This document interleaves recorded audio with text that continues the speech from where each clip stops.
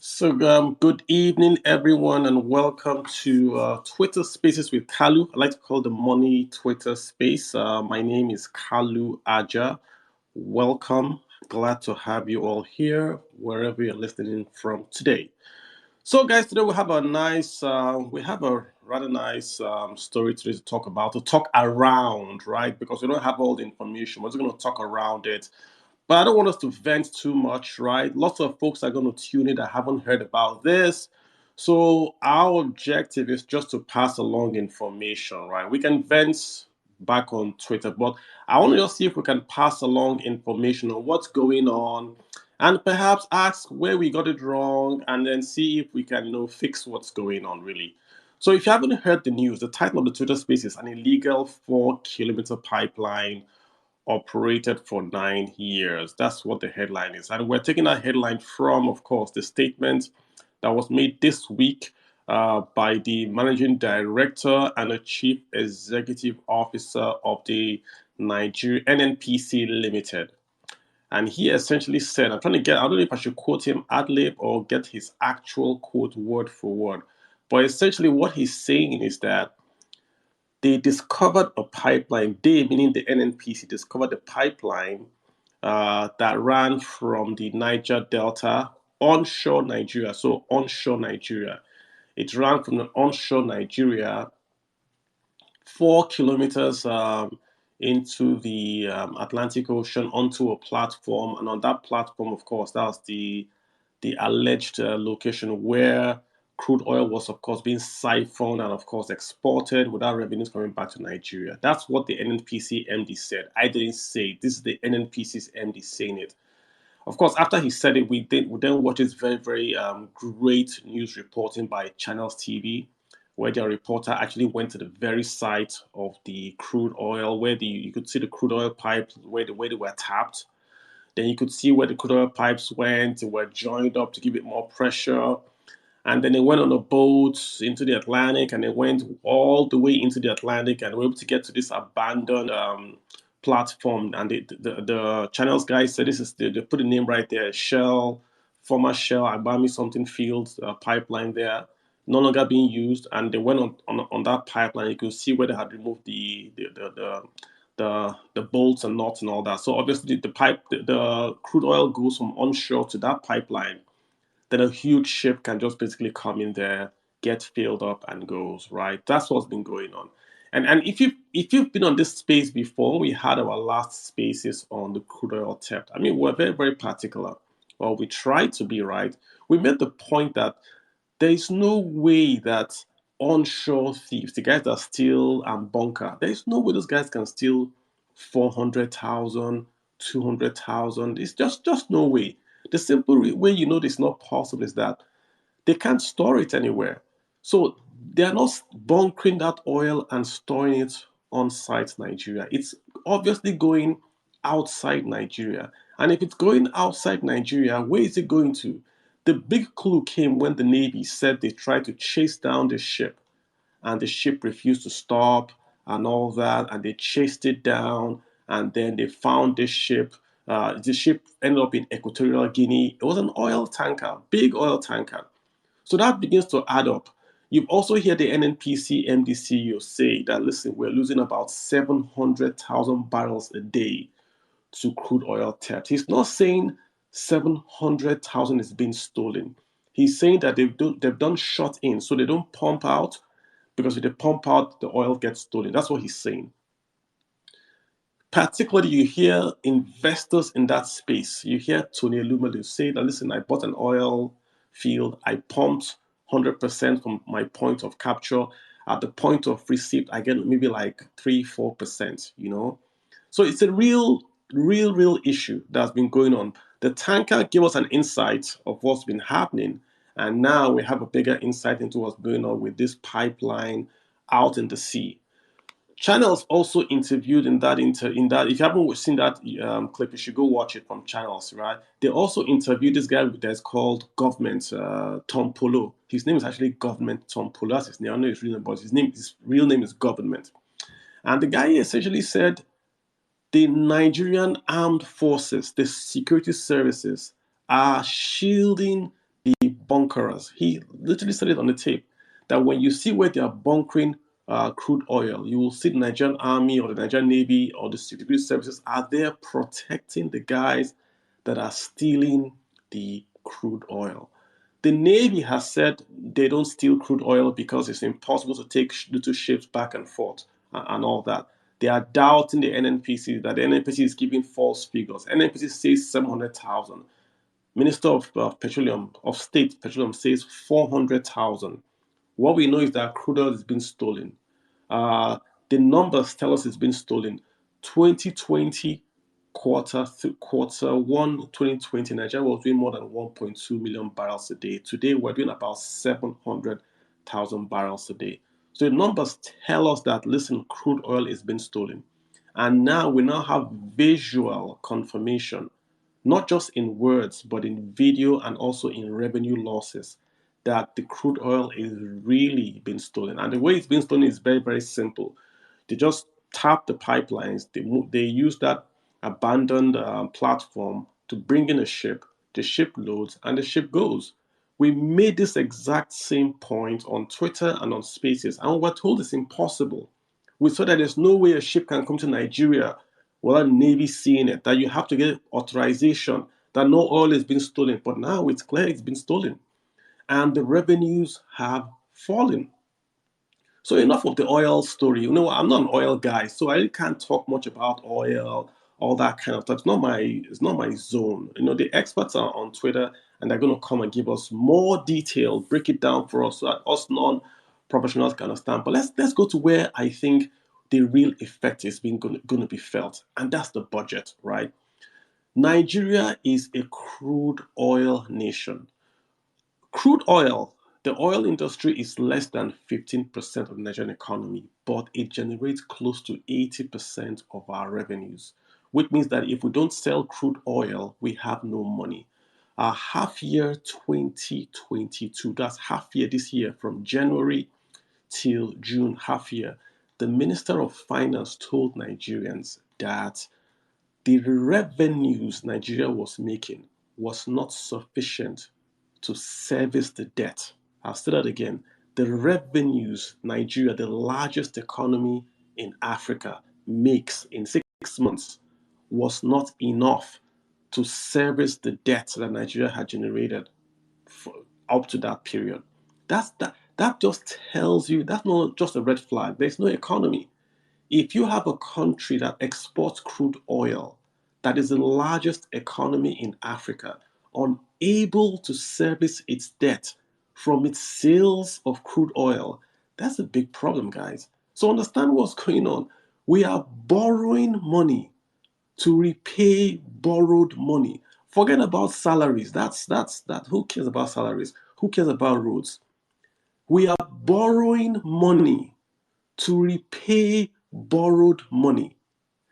The 2023 budget just came out. They just published it. The president just submitted that 2023 budget. In that budget, the total revenues, listen carefully, the total revenues from crude oil, the total revenues from non crude oil. So, all the revenues Nigeria would make from crude oil, from cocoa, everything, all the revenues Nigeria would make is not sufficient to service the debt that Nigeria has taken on. I can repeat it many times for you to get it. The crude oil we're selling, plus the cocoa, plus the flutter wave taxes, plus all that, combine all the revenues Nigeria makes, it is not sufficient to service the debt that Nigeria has accumulated. That's a crazy thing to say, really. And if it wasn't believable, you couldn't even say that. I looked at that figure over and over and over. It's unbelievable.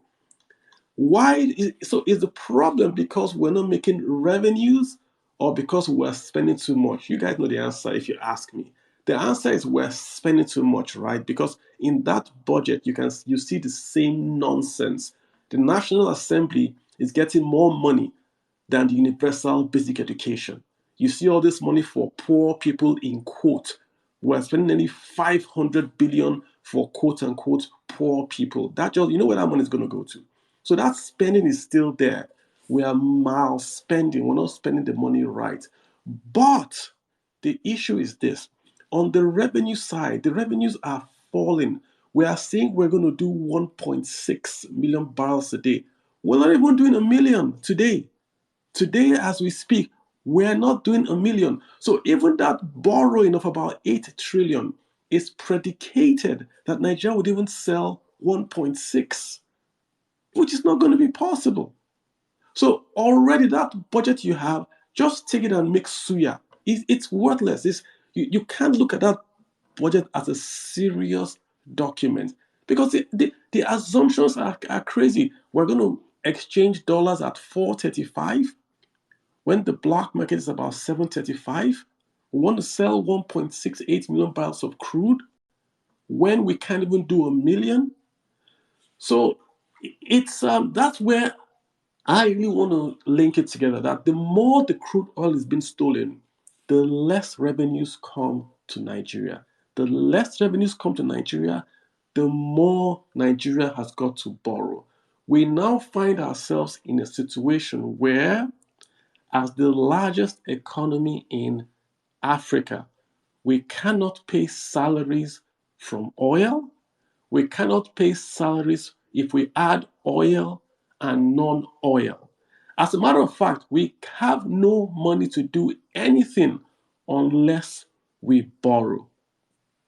The budget that has been presented, fuel subsidy is not in that budget. If you look through that budget, you will not find fuel subsidy. So, who pays fuel subsidy? NNPC. So, if there was no fuel subsidy, NNPC will pay the revenues they generate to the Consolidated Revenue Fund. But today, the NNPC pays subsidy. So Nigeria is paying subsidy. Let me put it this way. You listening on Twitter, if you are paying taxes in Nigeria, you are paying NNPC to import PMS for you to drive your car. Not NNPC paying you, you are paying NNPC to import PMS for you to drive your car. Nigeria is not just broke or insolvent. It is you can't if you wrote a movie, you cannot write this story of Nigeria. If they gave you a script and said, write the worst thing you can write about an African country, you couldn't write what's happening in Nigeria. Congo, when they had Mobutu Sese Seko, that was the guy was just stealing the money. But the country had, he was we knew what the problem was. Mobutu was stealing the money. What is the problem with Nigeria?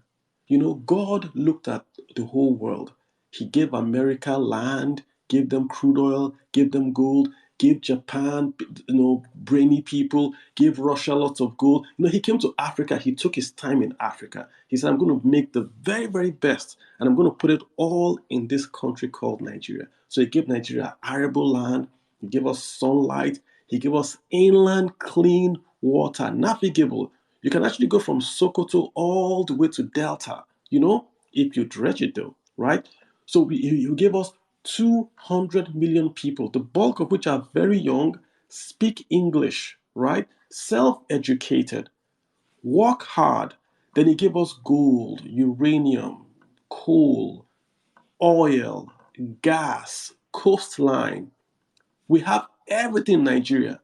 But in 2022, this year, is the worst period, not since 1960, since the day the British or the Portuguese put foot in Nigeria. This year, 2020, has been the worst year in the creation of this nation in West Africa, even before Lugard came.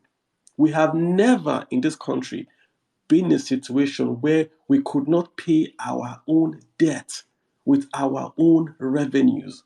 You can't write it. You can't beat it for me. Tell me whenever you have seen a nation that sells crude oil. Crude oil today is nearly 100. It was $100. It's going down to 88. It's now going back up. Nigeria is the only nation on earth, if you take away Venezuela and Iran, that are under sanctions. We are the only nation on earth that crude oil prices went up and we have a deficit, i.e., for that month, for our budget. only country on earth. God gave us crude oil. We've corrupted and misused that asset so much that now we are even borrowing, not just even when we're borrowing to pay income, to pay the interest on what we have borrowed. I don't know, guys. I could go on for hours, but I think it's time for me to calm down, take my Prozac, get my blood pressure down, and let you guys speak. Remember, guys, I think it's a chance for us to just say what's going on. There were some oil and gas experts here at the last spaces. I wish they would join. There was a particular guy that was here from NNPC, worked in the NNPC control room, and exactly what he said on that space is exactly what they found out now.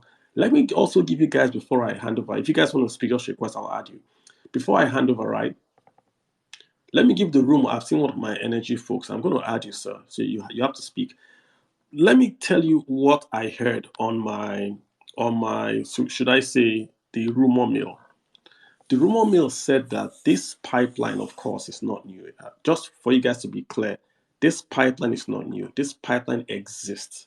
The platform you saw on channels exists. It's owned by Shell. The pipeline is not new.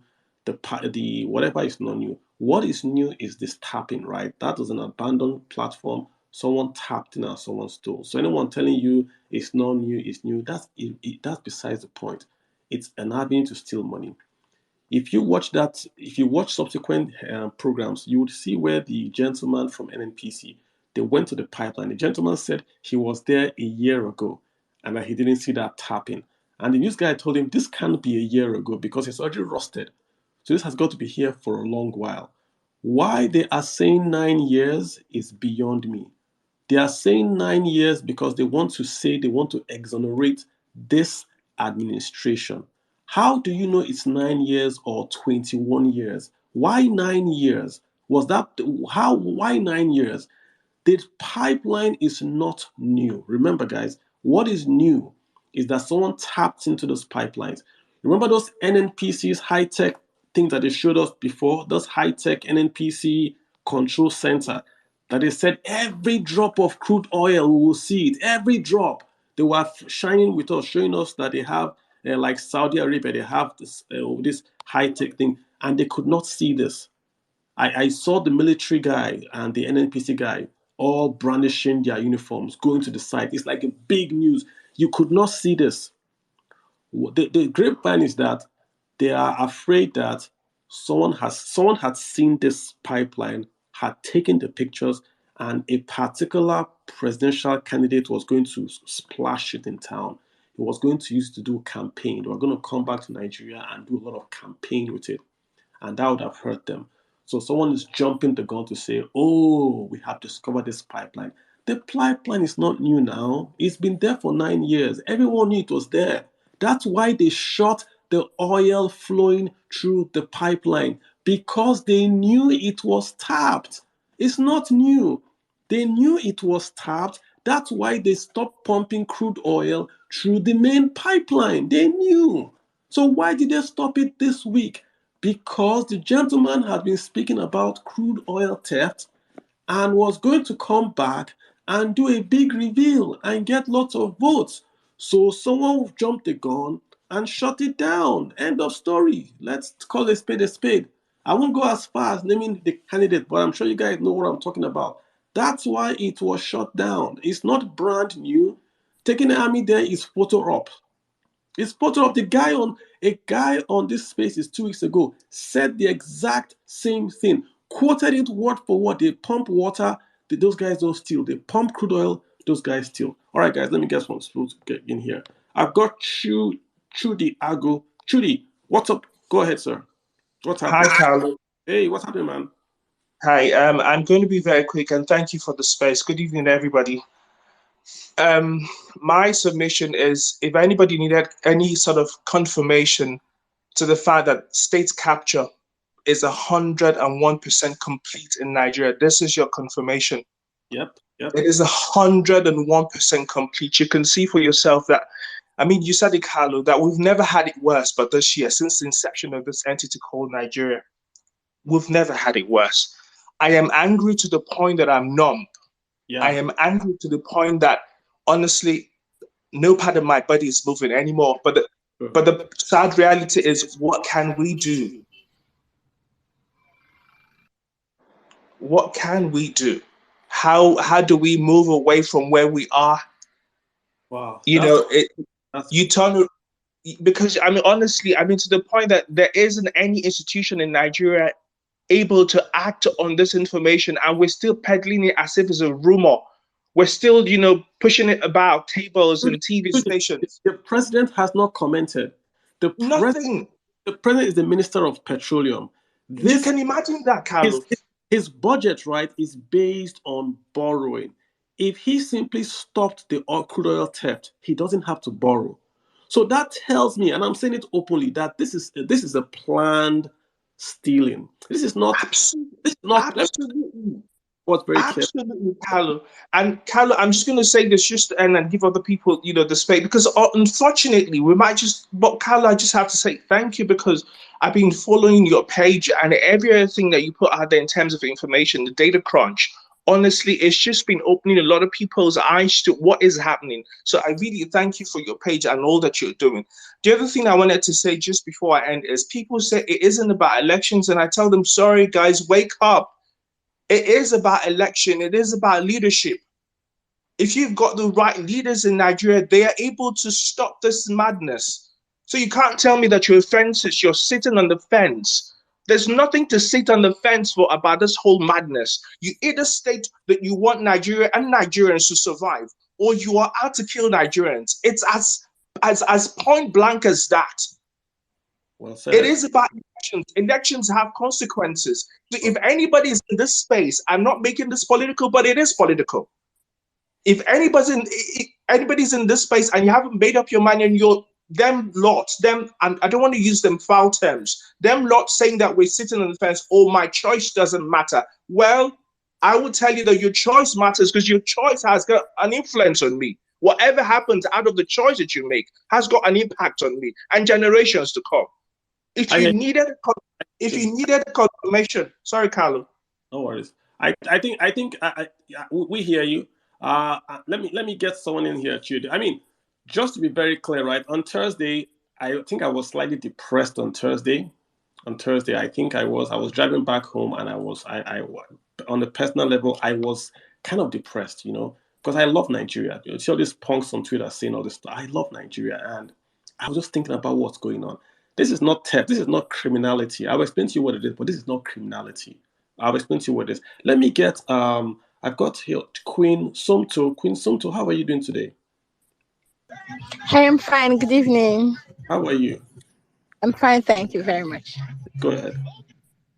Okay. Wow. It's been awesome. I've actually been following Mr. Kalu for over 3 years now. Yeah, I remember. He's an expert when it comes to finance, but thank God for this opportunity that has also, made us to know some elites, people that are actually, opening our eyes to so many things. You see, when we're talking about oil and all that, we're talking about political economy. You can, no matter how much we try to shy away from politics, the political implication of this, it's not possible. Can you imagine what we're saying? This thing gets me mad. Like, what are they really actually? What do they want to take Nigerians for? We've been talking about it, raising our alarm, asking questions, and they take us for fool. Nobody's coming out to address it. And in their mind, they'll be like, you can rant for all you care. What kind of irresponsible country is this? A lot is going on. People are discovering, and you feel you don't owe anybody any explanation. I think I believe that lady that was saying that we need to start running this country differently. To be honest with you, this should be run as a business enterprise. Are you telling me that Ministry of Education don't generate revenue?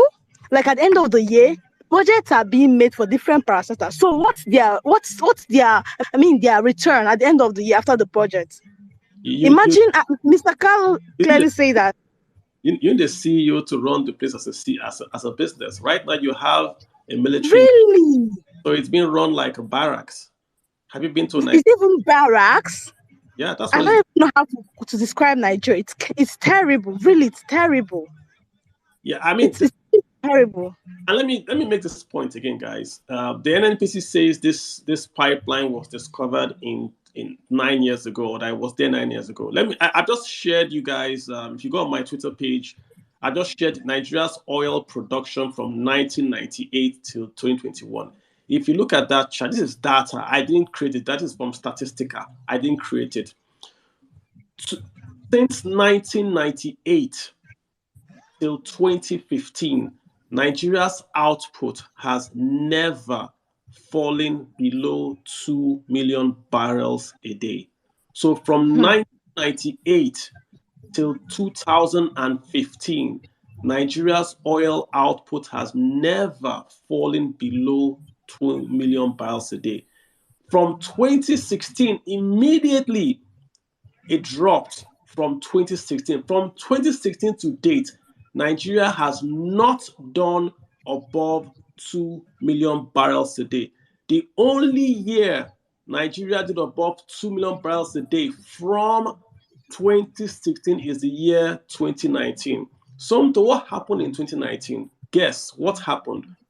What happened in 2019? I think it was for political campaign. Yeah. Elections happened in 2019. That's why it went back up to above 2 million barrels a day. The data is there. I did not create it. Go and look at data. Don't call my name. From 1998 till 2015, Nigeria never went below 2 million barrels a day.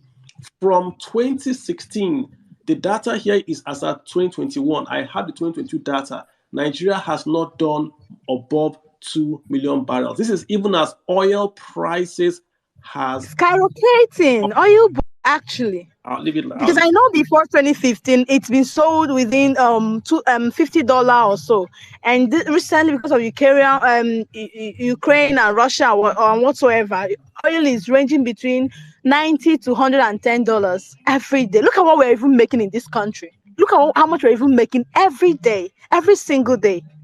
Look how much we're making, and we are broke like senseless people. Really, any reasonable person will be very mad with what is going on in Nigeria. I don't understand. What sort of people do we have? You know, my question is, sorry to call names, though. These other guys that are coming to contest, what do they really think?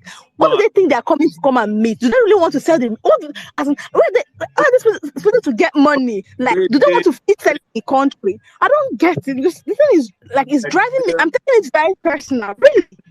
So to exhale, what we're talking about, and they want to be president and do what exactly? A country that is broke, bankrupt. We are bankrupt, like we don't have money. What do you want to come and do? I hear you. I'm going to let someone else speak. Yeah, thank you so much. Yeah, brilliant. Thanks for the opportunity. Really, thanks for the opportunity. Just relax. Yeah, it's going to be fine. Nigeria is going to be fine. Let me get PI. I've got Chooks Horseman. Chooks Horseman, hi. How you doing? I'm okay. I do. Honestly, I think it's more of like a generational thing now. You know, the next set will be our children soon enough, and then the old complaints will come again. Oh, this person stole this one is doing this one. It's more like a generational thing in Nigeria to complain. We are training or breeding ourselves for that complaint, and no little or no actions. I think I'm happy for the way these elections have been panning out. That's the first thing first. We have become more political conscious, and then we're beginning to realize that our decisions do have impacts on our daily lives. Sure. However, what I'm more concerned about is how can we drive this consciousness further? How can we utilize the power that truly lies with the people? Because these people, in the real sense of things, are supposed to serve the citizens. They are actually servants who are wielding a position to answer to the collective. So how can we, as the collective now, control these individuals? Because enough is enough. Kalu, you will bring another data again that they've stolen another set that you have not seen. It's normal. David is going to publish another whole piece, and we're all going to go, whoa. It's normal. But what can we do? Enough of the complaints. Should we put bullets in their heads? If that's the solution, let's look for how we can put bullets in these people's head. Enough is enough. Yeah. because it's all right, so I had to take PI off, right? So we cannot advocate for violence in any way, guys. Don't do that, especially on my space, please. I told you I was depressed on Thursday. I was, but we cannot advocate for violence. We have an election in February. What we should do is to go out and vote. The reason why this is happening with impunity is because they know that you will not vote. They know that if they give you money, you will vote for your tribe or for your religion. That's why the Minister of Petroleum, who is the President of the Federal Republic of Nigeria, will not even make a comment. There has been no official comment on this. The only comment we've heard on this officially has been from the Nigerian National Petroleum Chairman. That's the only official thing. No spokesman has spoken. Nobody from the sector has spoken. This is a pipeline that is taking away revenues. You just announced a budget the same day to borrow. Meanwhile, you have revenues being stolen. Like I said, this is not stealing, guys. What is happening is that somebody is creating a sovereign wealth fund for when he's out of office. That's what this is. This has nothing to do with crude oil theft. This is not people buying house in Dubai. This is someone creating a sovereign wealth fund for when they leave office. Garissa, you are interrupting when someone was speaking. Garissa Diva, go ahead, sir. You've got the mic. Garissa, was it Gracia? Gracia Diva going once. Yeah, good evening, Mr. Kalu. How you doing? Please speak up, sir. Yeah, good evening, Mr. Kalu. How you doing? My question, I don't have much to say about this issue. My question is, who are we going to hold responsible of this issue? Who are we going to hold responsible? The Minister of Petroleum or the NNPC chairman? Because they ought to have security around them. And I know they have security. Then, if they have security around them, I think I lost you, sir. I think I lost you. hello. Okay. Yeah, go ahead. Why is it that the security didn't take charge of the sea? Why? This is the only question I want to ask. The security are complicit. There is no way you can still. Did you watch the video? Did you watch the channel's video? Yes, I did. You can't come to that platform without the Navy stopping you. So you have got to sail into Nigeria's territorial waters, then pack your ship. So you will pack the ship. Your ship is stationary for about an hour or 3 days, and then you will load crude oil. Then after you load oil, then you would leave. Also on land, the guys that have tapped that oil would have to send the oil through that pipeline to you. There is no way you can do this without the connivance, the active and premeditated connivance of the Nigerian security services. The Navy is complicit. The Army is complicit. The DSS, those guys that can go and kidnap folks across the world and bring them back to Nigeria, they can't stop this. This is revenue. The EFCC. Yes. Then allow me to say that even the Senate, the House of Rep, and the President, the Minister of Petroleum, they are all aware of this theft. Of course, they are aware of it. There's no hiding it now. And their hand is in it. Like I said, that sir, means they're purposely milking Nigeria of their sovereign wealth. I agree with you. Storing it for their children outside the country. It's not for their children. See, when you say that children, like they are still wanting to buy a house in Dubai. This is much more than that. And leaving the masses, we Nigerian youths, to die in. I don't understand them. I don't understand. And some of our young people are still canvassing for some of these parties. Seeing the truth, a one-man stand out to reveal a secret going on into the country. That means for a very long time now, there have been, in fact, I don't know what to say, my brother. I don't know what to say. Thanks for all the. Thank you so much. I love your program so much. Thank you. God will keep on blessing you and give you more ideas. Thank you so much. Thank you. Please, if I remove you, it's just because so I can add more people. I'm not taking you off because anybody. If I take you off, just so I can add more people, right? Nkem, how you doing? I've got Nkem Cho. How you doing? Go for it. Nkem going once. Nkem going twice. Let me get Dr. Mia Fima. Dr. Mia Fima. Okay, good evening. Hi. Uh, How you doing? can you hear me now?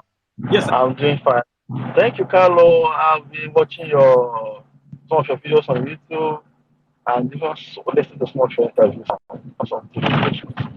I actually feel happy people are exposing this kind of things in Nigeria because in Nigeria, I'm not really aware of the depth of the matter. Sorry, sir. That there is a 4 kilometer pipeline on a national transit way, national. Doctor, your audio is very, very poor. If you can correct it, just maybe flash or put your hands up and I'll add you back on. But your audio is very, very bad. I'm so sorry, doctor. Just do a hands up if you correct your audio if you're packed and I'll send you back in. Hey, Chinedu, let me have you. Chinedu and Dube, go ahead, sir. Yeah, good evening, Kalu. How you doing? I'm good. Thank you very much for the opportunity. Well, there's something we seem not to understand. Just like you said, this is a premeditated plan, by some people. Look at this government that their tenure is about to end next year. You will realize that they made plans to sabotage the economy of the country for their own benefit.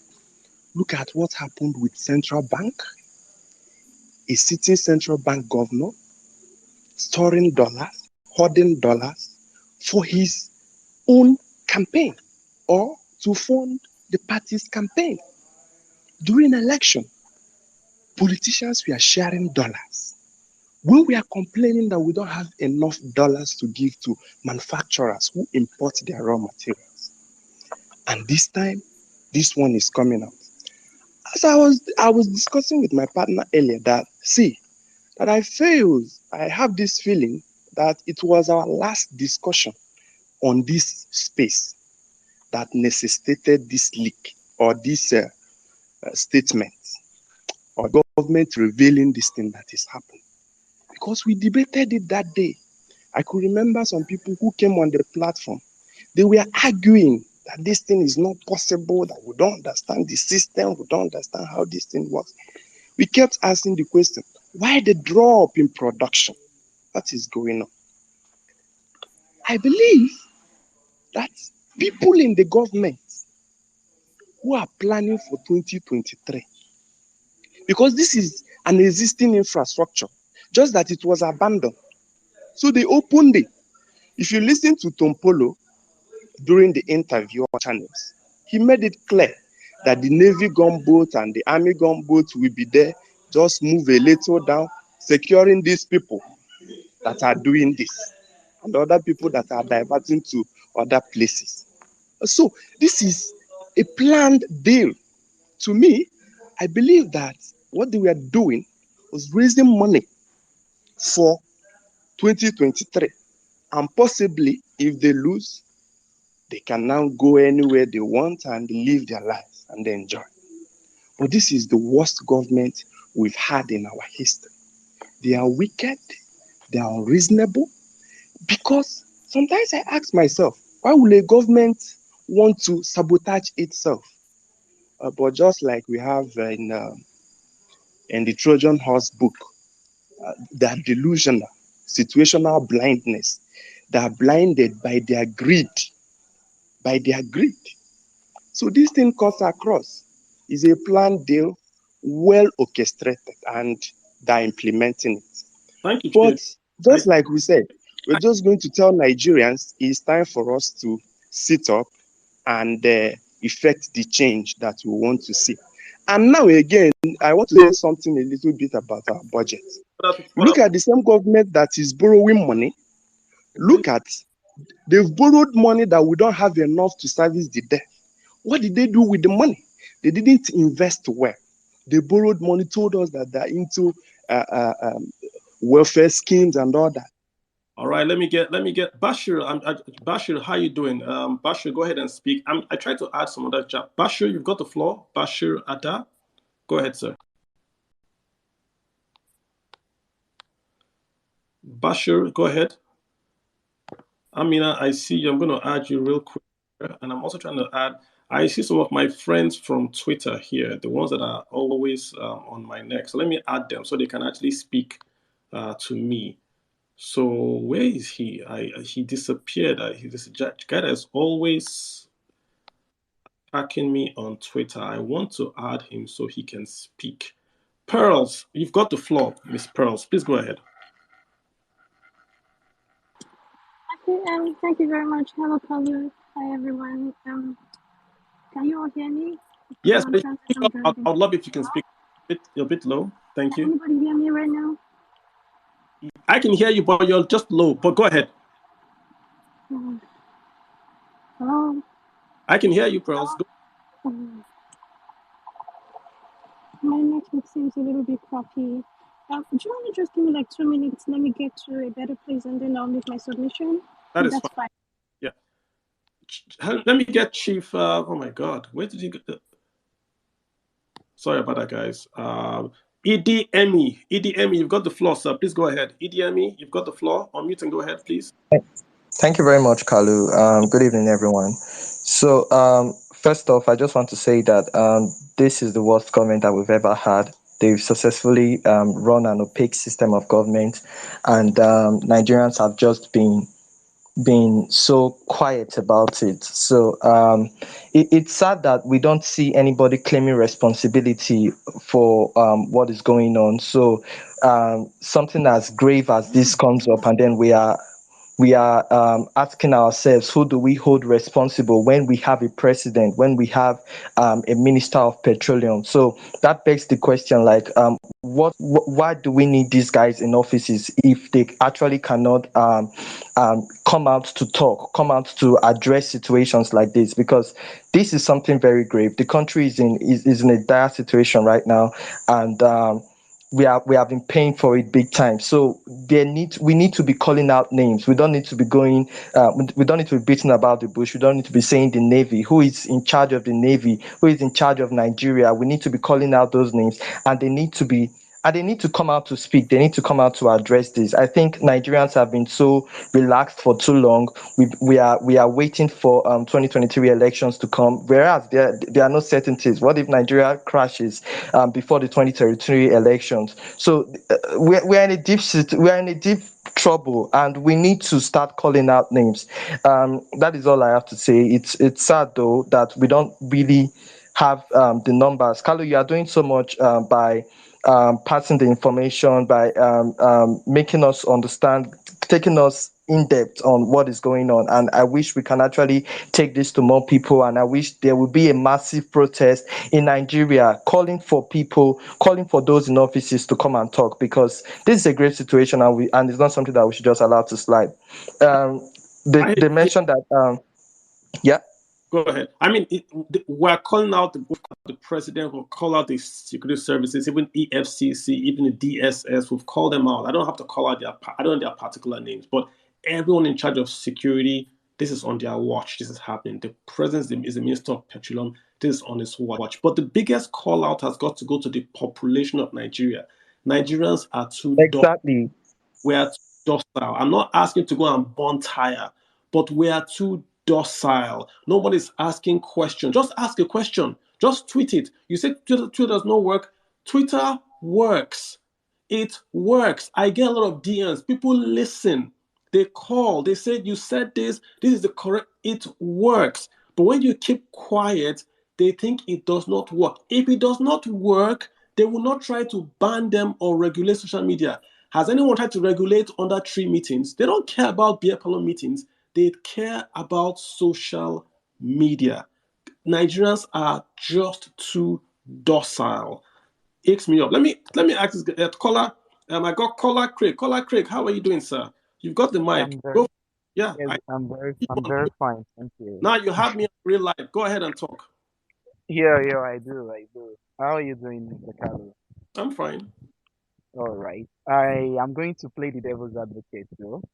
and I do hope we're not sort of like intending to live in an echo chamber. For starters, I want people to understand that as a public policy person, I really do not dwell on personality, and because of that, I am usually very much riled up every time I'm on social media and I see personality driven issues. I mean, you can attest to that, Mr. Kalu, that sometimes when I sort of like feel that maybe you are sort of alluding to a persona, I usually bring the case and like, no, this is actually not right. So, with that being said, I'm going to point to one of your statements where you said um, this pipeline, they say, has been there for 9 years.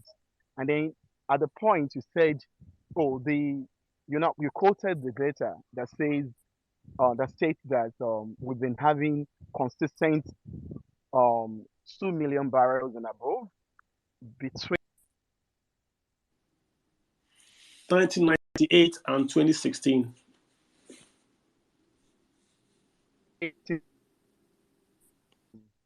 that's and then from 2015 we had a sort of like a down production, and then from 2016 I think it came up a little bit. I'm actually quoting you this time around. The question should basically, so I will say that one would then deduce from this data that maybe perhaps there is a connivance of the people, current people in the government, and those who are actually stealing. But that is where I take exception. If there is a pipeline from 2015, or 10 years ago, pre APC governance, the question should not be about trying to point a finger at this current administration. Yes, maybe they are not efficient, but the question should be who, in the first instance, designed those pipelines, who intercepted Nigerian national assets. That should be the question. Any other kind of question, I can begin to look at it. As a person who doesn't want to dwell on trying to glorify or publicize any candidate, believe me, I don't like any of those three candidates, Mr. Peter included. I'm sorry if I mention names. But what I actually wanted us to be is to stick on the issue so that we can find solutions. If there are people within, if we can have a pipeline for 9 years, is there, how do they even know it's 9 years? Do we have a pipeline engineer? How do they basically, these are issues we must, that is the first issue. Then if the pipeline is indeed 9 years old, then who designed this pipeline? Caller, All the other conversation, I can hear you. no, I didn't want to interrupt you. I want you to say your piece, so you won't say I'm interrupting you because you No, are. you're free, you're free. Okay, You're free. so just to be clear, even if you watch the channel's program, you will see that they said it was a Shell pipeline, Shell platform. The pipeline is not new. I said that when I started off. The pipeline is not new. That pipeline exists. It wasn't built by a bunkerer. No bunkerer built that pipeline. What they did was to use that pipeline and the platform to export the crude oil. That's what happened. Does that make sense now? So Yeah, to say, yeah. I think I'm referring to one basically, the one I watch on channels that's that the same. was actually If intercepted. It was Google intercepted. you Google Nigerian oil pipelines, you will see that pipeline right there. It's there. Yeah, And I think I get the one you're talking about. I'm talking about another one. That, I mean, a pipeline was, there is a particular clear pipeline that is a real NNPC pipeline, and then we have another one on that particular pipeline that actually no, was then used. caller, hold on. Google Nigerian crude oil pipelines from say the year 2000. You will see that pipeline there. It's not new. It's been there. It's not a it no. It wasn't built by a bunkerer. What they did was to use that existing pipeline that is no longer being used to steal crude oil and pump into the sea. So don't mix it up. Okay, It's so this is what I usually tell some people in my team. Like if so we have a situation like that, we're doing a particular a particular piece now because we're looking at the Nigerian um, uh, criminal justice system, especially starting from the investigating agency. I mean the Nigerian police. I have had to put myself in situation where I report cases because we want to look at the criminal investigation procedure. You see, coming to spaces is very great. But then I want us to understand the issues that we're really dealing with. So this is the issue now. Either we have a pipeline being intercepted, or we have a pipeline that is an existing pipeline that then is being used to actually launder our oil, to actually steal our oil. The question is, can we have a sort of like a sort of like an independent investigation as citizens, like a sort of like a vigilante institution? You see, there is no amount of complaint. I'm not going to go to the area of. Well, listen to me. Listen to me. I'll let you to speak. I don't interrupt you, so it doesn't look like I'm being partisan. Okay. Google the Nigerian crude oil. Everyone on this page, just Google Nigerian oil pipelines. You will see it right there. You will see it stretching out, and how you know is that particular one. You see it stretching just out. It just comes out. You see it right there. It's not a brand new pipeline, caller. It's an existing pipeline. It's abandoned. All they simply did was to then go to that pipeline and use it. It's not so. The crime is that they're stealing oil, then sending it out to the sea. Then the ships come into that abandoned platform and then take oil as if they are quote unquote approved and legal. What I did was to go to the data that is open source. You can also go online and say Nigerian crude oil output. I went to Nigeria's crude oil output, and my data is not from me. It is right there on online. It is saying that from 1998 till 2015, Nigeria always stayed above 2 million barrels a day. From 2016 to date, Nigeria has never done above 2 million barrels a day. You don't have to be a data scientist to link. This is like day and night. For 11 years, I had light. For 4 years, I don't have. Come on, caller. Come on. Let me get So something. are we assuming that all the indices that actually I led have to Nigerian? all I I have just wanted to pick the that indices. all I've done is give you the data. I have said. Yes, and I feel the data. The data would actually look at. I mean, you mentioned the low outputs in our on the pipeline, right? In our oil production on a daily basis. This data, what are their basic methodology of bringing this data together? Are Crude they output is the data pointing a member of is the data OPEC. point Caller, we're a member of OPEC. Go to OPEC and download Nigeria's crude oil output. It's not the hidden. I don't want to talk about the fact that I checked the data. I'm saying what is responsible for this? Do we have a report that says this is actually responsible? Because I know during the Goodluck Caller, Jonathan and I Obasanjo era walk they had into the a room. problem of Caller, Niger Delta military. I walk into a room and I put a switch on and light comes on. I put a switch off, light goes off. Are you asking me to trace that line to see how the nodes and the electrons work with the Faraday's complex to how it? No.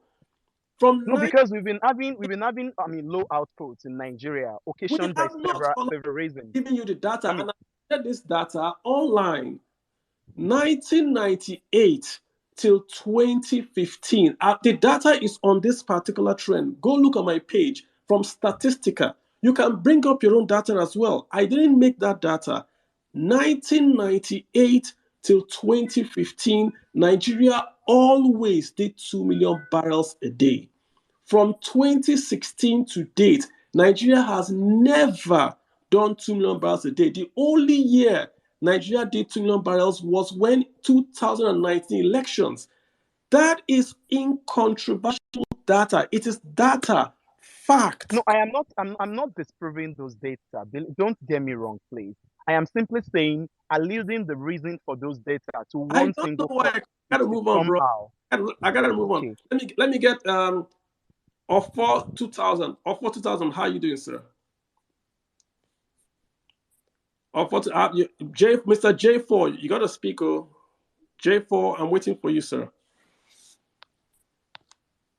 J4, maybe he's busy. I want you to speak, sir. No. Sorry, Okay. please.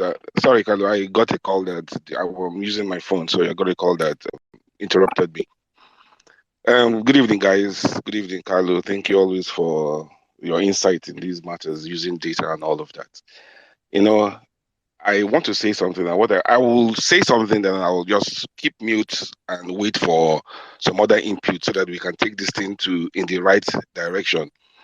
I happen to have, like I said in the last species, some little experience in this industry, and I said something when this news came out. I said false flag operation.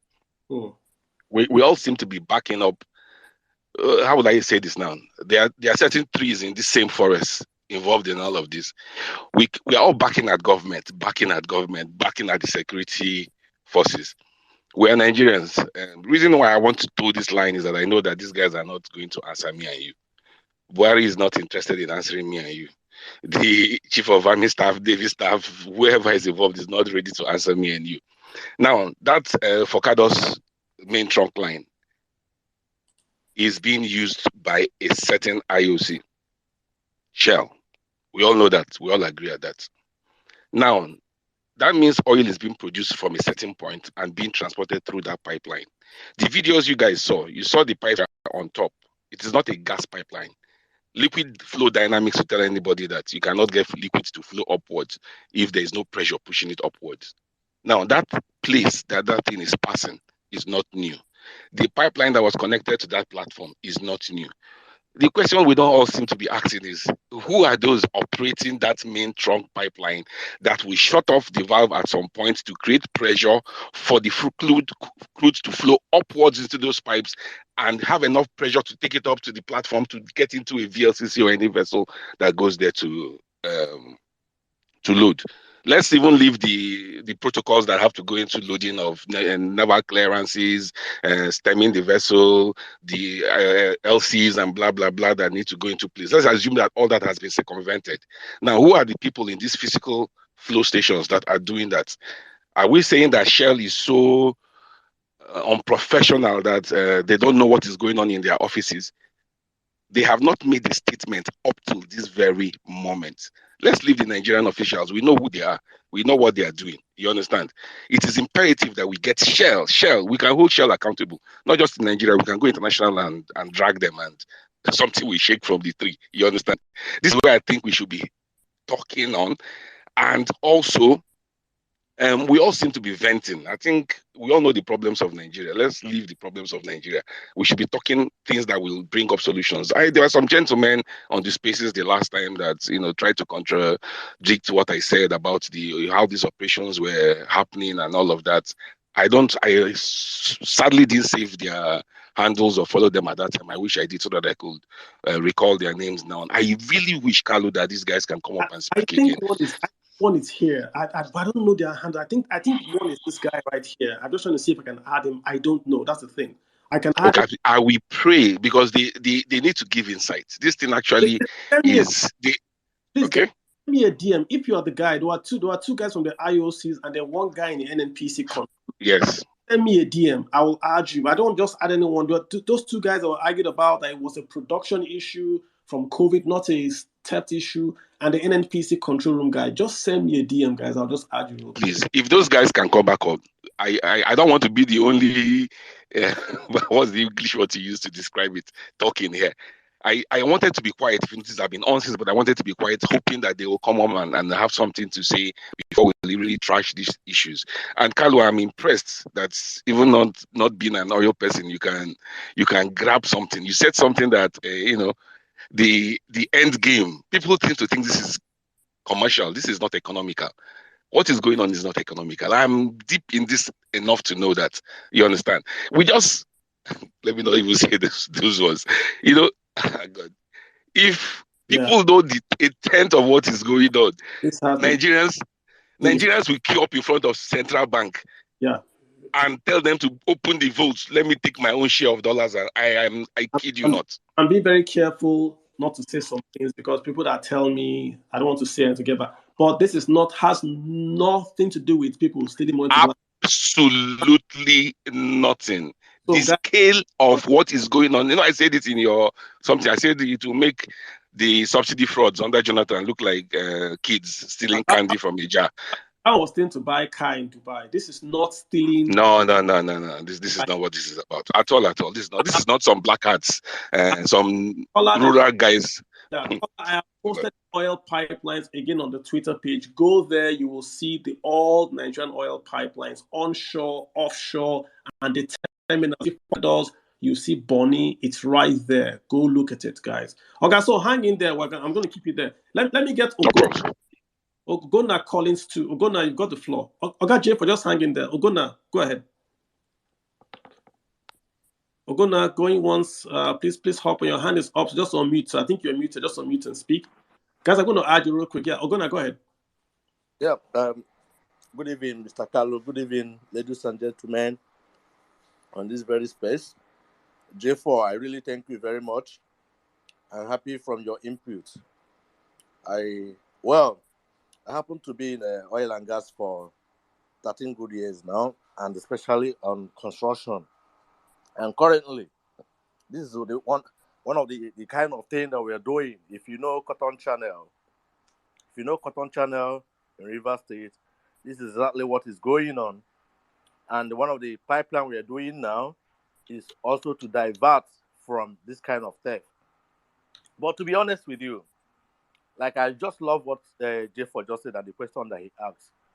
And I strongly believe that it's those in the industry, those who know what that is. I also love what Kanu's input. I even thought that he's an engineer, or he works in oil and gas. If you watch that news, if you watch the television, the news yesterday, this morning, you saw the picture of the art of what happened. It wasn't done by JJC. It wasn't done by those bunkers. No, these are confirmed tea planted on an existing pipeline. Pick it up with a non-return valve, then and take it off. So it is a professional work done. Now, if I am to go down in discussion of what is happening in oil and gas and in Nigeria politics, it might really affect so many people. I'm so sorry from the way Mr. Kola talk, as if maybe there are these people or there are these kind of people, or among these people that are here, none of them are okay, or what? Like somebody really rightly said, these people actually hate us. But let me not talk more on politics. Let me say something about this thing and the solution.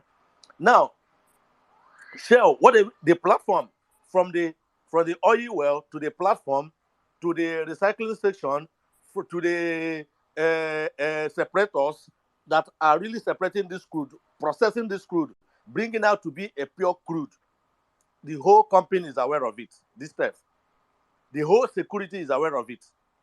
Both the CLOs are all aware of it. Many of them are getting peanuts. They are keeping quiet because they are getting peanuts. Many of them are getting the huge. They are keeping quiet because they are getting huge. So both the government, both the company. In fact, let me do over syllabus more. Please allow me. No, do you know how many people that SPDC have really bring down, or just because they want to bring them? They don't really show Nigerians what they are doing. I got you. I'm sorry. Let me do a kind of tribe. Do you know how many Igbo men that have gone down just because they want to expose what the IOCs are doing? They will even. I hear you. Let me get Chief Ajiji to speak. Guys, let's keep it for a minute. We have an hour to go. I want everyone that has requested to speak. So just let's do a minute to speak if you get mind. Chief Ajiji, go ahead, sir. Yeah, Carlo, good evening, everyone. Thanks for giving me this opportunity. You're welcome. I'm going to make my contribution very brief. Just a quick intro about myself. I'm into data analytics and data science. I cover the financial industry itself. Then I also cover Nigeria and the diaspora, Africa as a whole, and so on. Okay, I've listened to this conversation and it's quite interesting. However, I'm going to challenge each and every one of us. And I would say this openly, that if we're about 400 people or 200 and something people here in this conversation, if I expose the same oil scam to all of us, if you work within the same organization, you will find it very difficult to expose this rubbish that is currently going on. And I'm going to refer us to 2018. There is a book that Ngozi Okonjo-Iweala actually wrote. The book is called Fighting Corruption is Dangerous. I'm recommending that book for all of us to go and read.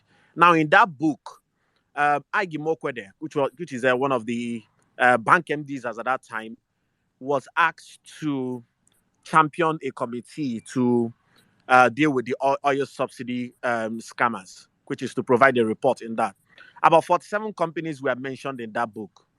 And Otedola is also part of those that were mentioned in that book. So my question still remains, what happened to those people that were identified as the oil scammers, and why were they not jailed? Up to today, nobody has been identified.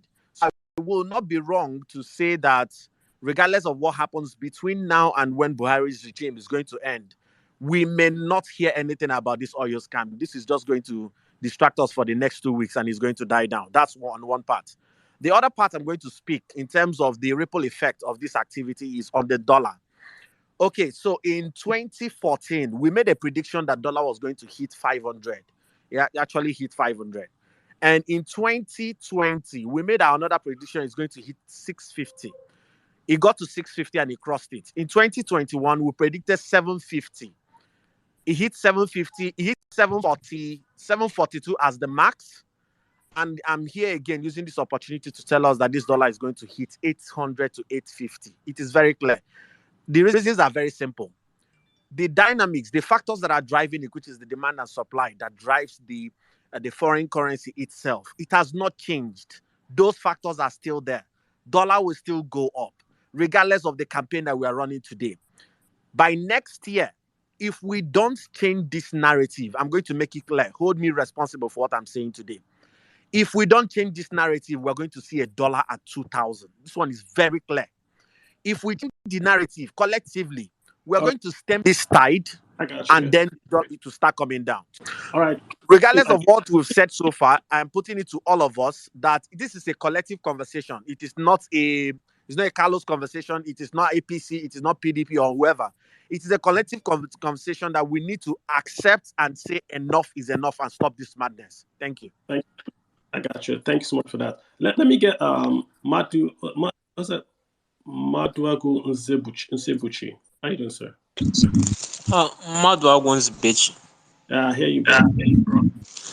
Okay. Good evening, everyone. Like, what is the word again? I'm bewildered from everything I'm hearing, especially the fact that you guys say that this is pretty much small to the extent of the scale that this is going on. Well, I just wanted to talk on what one of the speakers was saying about how we should hold these people accountable. The thing is that PDP has been doing a very, very bad job as opposition for how many years that they have been in the opposition. I mean, overseas, you see opposition every little step, every economic mishap that the government in power does, they usually come out to speak out. They are the ones who enlighten the people because they understand how governance works. I don't think the average Nigerian understands how oil flows in the pipeline or understands how shortening the borders will cause push inflation or about how saying about how subsidy actually affects growth. These people don't understand it. And it's when people start speaking up and start telling people, oh, ordinary people cannot steal oil, they are not the ones stealing oil, that Nigerians started getting agitated. It was when Tony Elumelu has said this, many people have been saying this, but it was when a presidential candidate came out to at least openly say it and make it a point of discussion, and people have been discussing it. That's how opposition should work. People talked about the Siemens project. That is how opposition. Now, Buhari them are rushing to make sure that they fulfill all their this in the Siemens project. I think that's how opposition should work. A great point, sir. Great point. I like it. Can you mute, sir? Because there's an echo.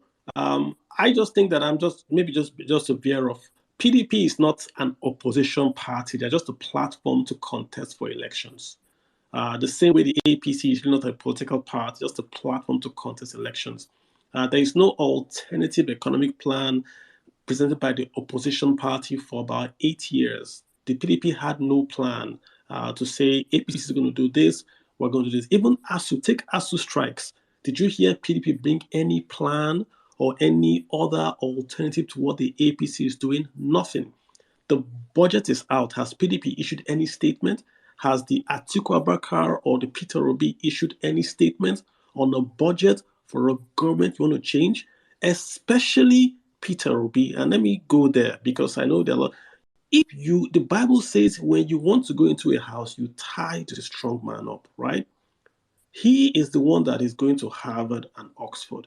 He should be the one bringing out his own alternative budget before anybody else.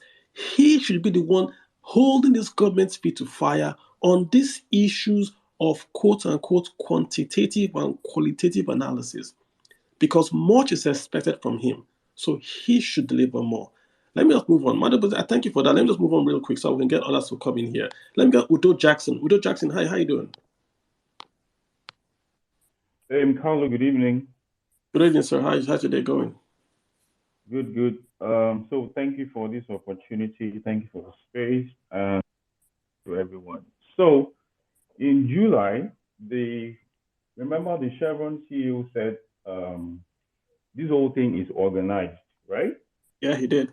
So if it's organized, it means that a whole lot of people are involved from top to bottom. Clear and apparent. Now, if a bunch of people from top to bottom are organized, so to speak, their hands are sold, don't think that or don't expect anybody to come out and open up. It's not going to happen.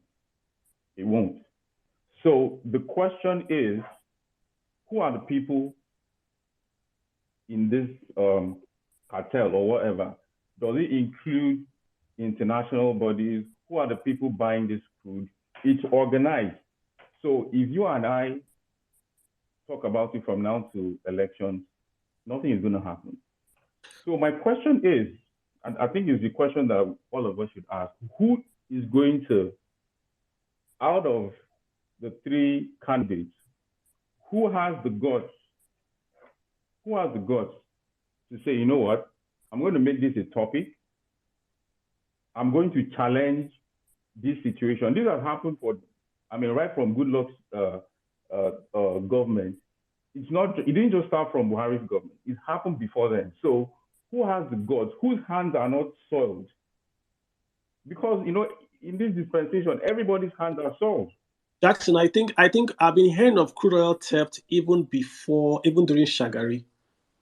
If you go back to the press, you hear they were stealing crude oil from Shagari, from Abacha. Yeah. We've been about it a long time. Not new.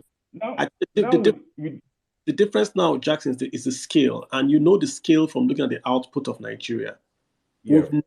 In our history, in Nigeria's history, even when we had military rule, even under sanctions, said that we couldn't pay borrowings from earnings.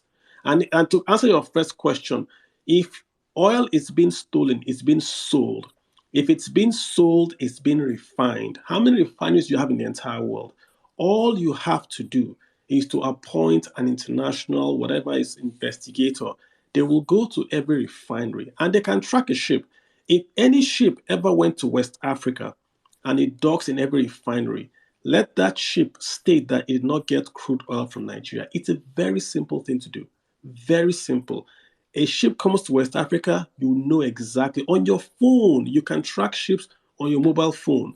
The ship comes to West Africa and the ship goes to any refinery on earth. It has to show a certificate like they do with blood diamonds. Do with blood crude.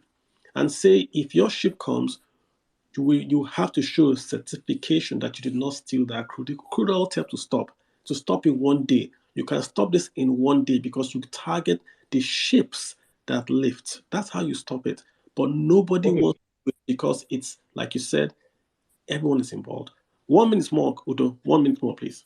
Okay, so the big question is, of the three candidates, who is going to stop this? Who do we think will stop this? And I think that we should push for this to be discussed because, all of us can go and protest and can talk about it, but I think that we should start from who can bail the cat. Between Atiku, Tinubu, and Obi or Kwakansu, who can actually say, you know what, I'm going to hold people responsible because everybody's involved. So which of these three folks are not involved? Which of them has the guts to tackle this? And I think that's the way forward because if none of them can, then it's going to continue. It's free money. It's going to continue. I hear you. Yeah, that's my contribution. Yeah. Thank you so much. Let me get Jubril Umar. Jubril Umar, Peng Papi. Go ahead, sir. You've got the mic. Mr. Kalu, good evening, and good evening, everybody on the platform.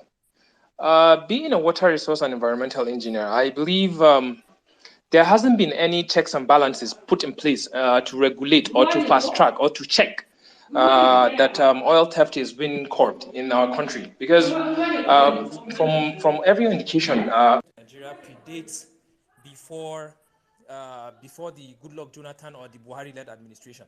It has been taking place for quite a while. This is something that has been happening since the 1980s. And honestly speaking, I believe from the way our oil policies have been established, it has been given room for oil theft. There has been room. Can you speak up a bit, sir? Okay, yeah. And get to the point. Yeah. There has been room for oil theft with the way our oil industry has been actually established. So there has been, so to say, loopholes whereby people could exploit and explore and then, indulge in all these nefarious activities. Because honestly speaking, I believe when you are establishing, let's say, an oil lifting pipe, there should be gauge valves, and what have you not. That way you could know how much oil you are extracting from those, so to say, oil holes or sink wells. But then there is none of that. And other than that, also, I believe a lot of people in the country, either in the government or outside of the government, one way or the other, are involved in this oil theft. And that is why no concrete thing will be done about the oil theft that is going on in our country. It's very sad to say that, just like one of the speakers said earlier, we'll just hear this for 2 weeks on the TV stations and radio stations, and then everybody would go mute on it. Because a lot of people are involved, private, international companies, and even our government officials are involved in this oil theft. And I believe, honestly speaking, there is not sincerity of purpose to curb this menace in this country.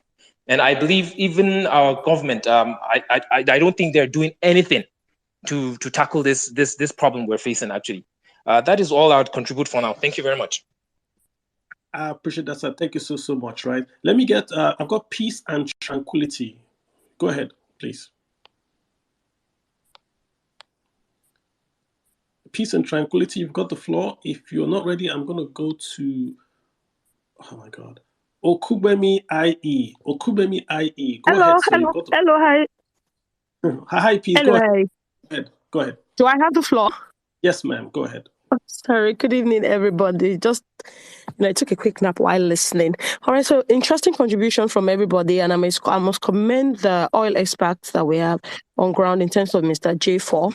Thank you also for correcting caller Craig, for putting him in a place. Now, for me, what I'm more particular about is it's actually amazing to have, elites have this interesting conversation, but how do we get it across board to people who have no idea the impact of this damage on the economy as a whole?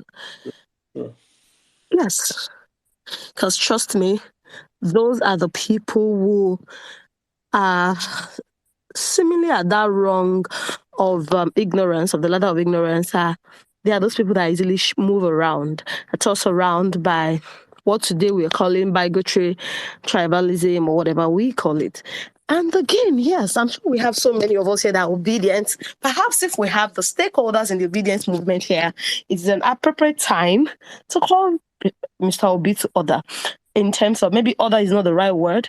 I respect the fact of him going across board, talking to the aspirants, making the country attractive enough for them to come in if and when, by God's grace, God give us victory.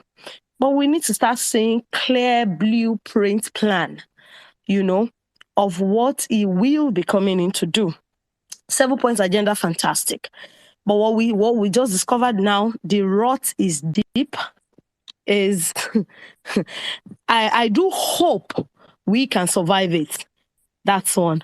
Secondly is, for me, this jolts me to reality that for some of us that watched the movie King of Boys here, it shows the writer and director of that movie actually knows something.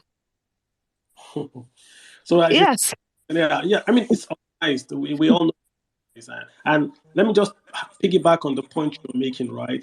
If I was running for This is a president, client I've been following up. A client is calling me. I have to go. Sorry.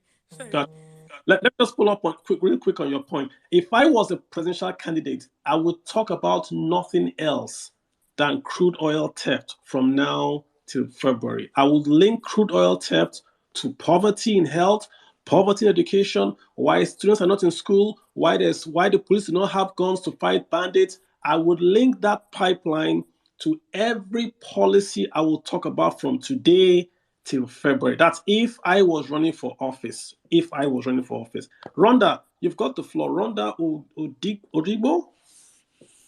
Yes. Thank you so much, Kalu, for giving me the mic. I think you just put a point on what I would have loved, what I want to share.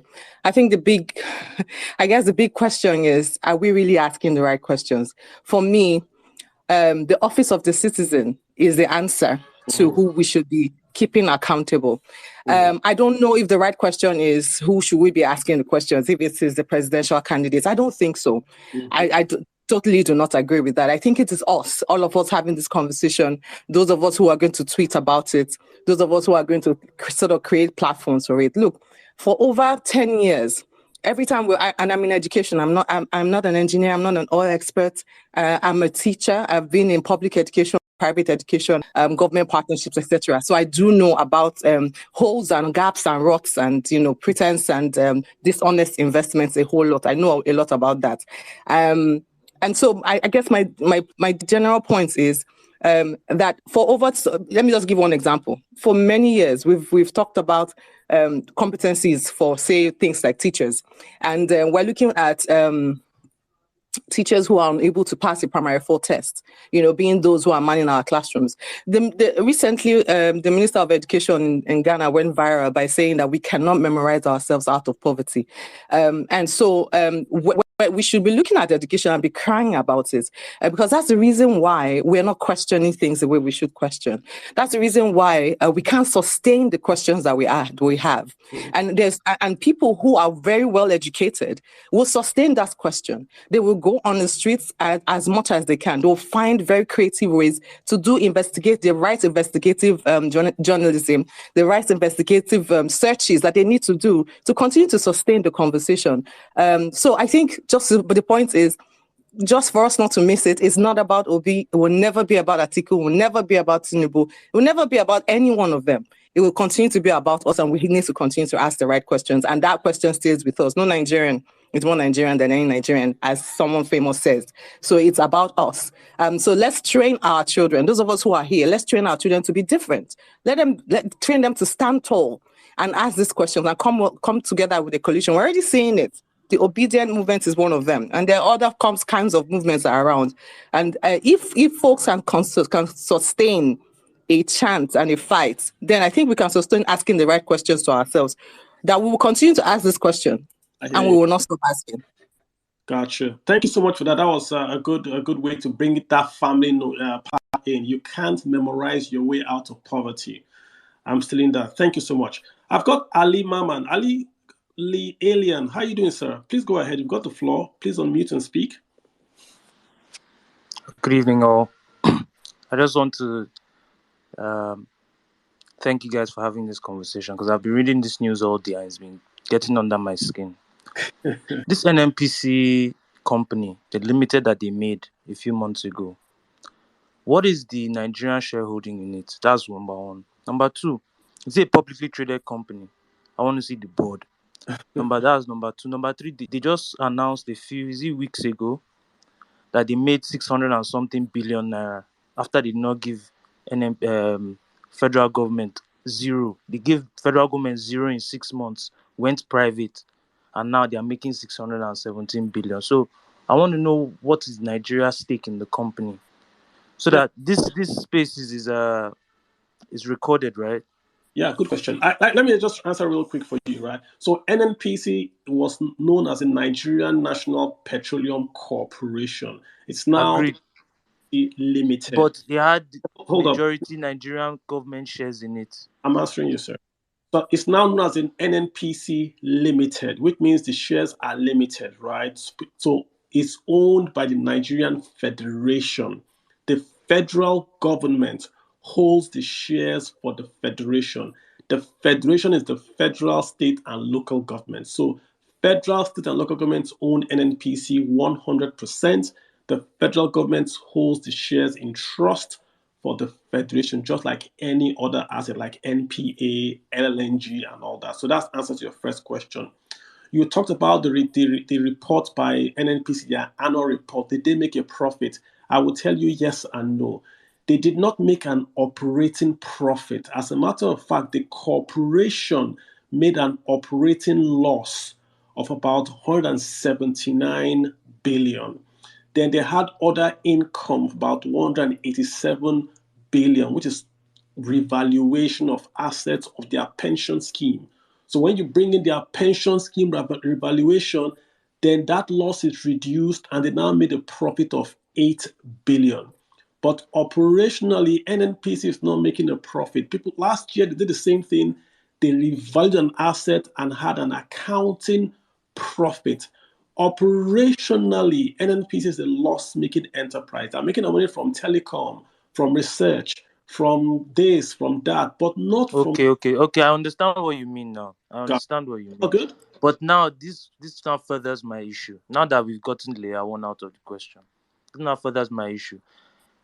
NNPC assets to Nigeria, as in on the Nigeria's table, is like they are like operating at a loss. So the asset is a diminishing asset that has been diminishing for a while without any upgrades, right? So it is not even expected. And I'm an engineer, so I'm thinking from first principles point of view. Saying a lot of things, you have to say. So the assets are making a lot of profit. They own oil fields. They own assets. They own those things are making those. No. But you are talking about so the things that help NNPC is because they export. They are like the king foreign exchangers in West Africa.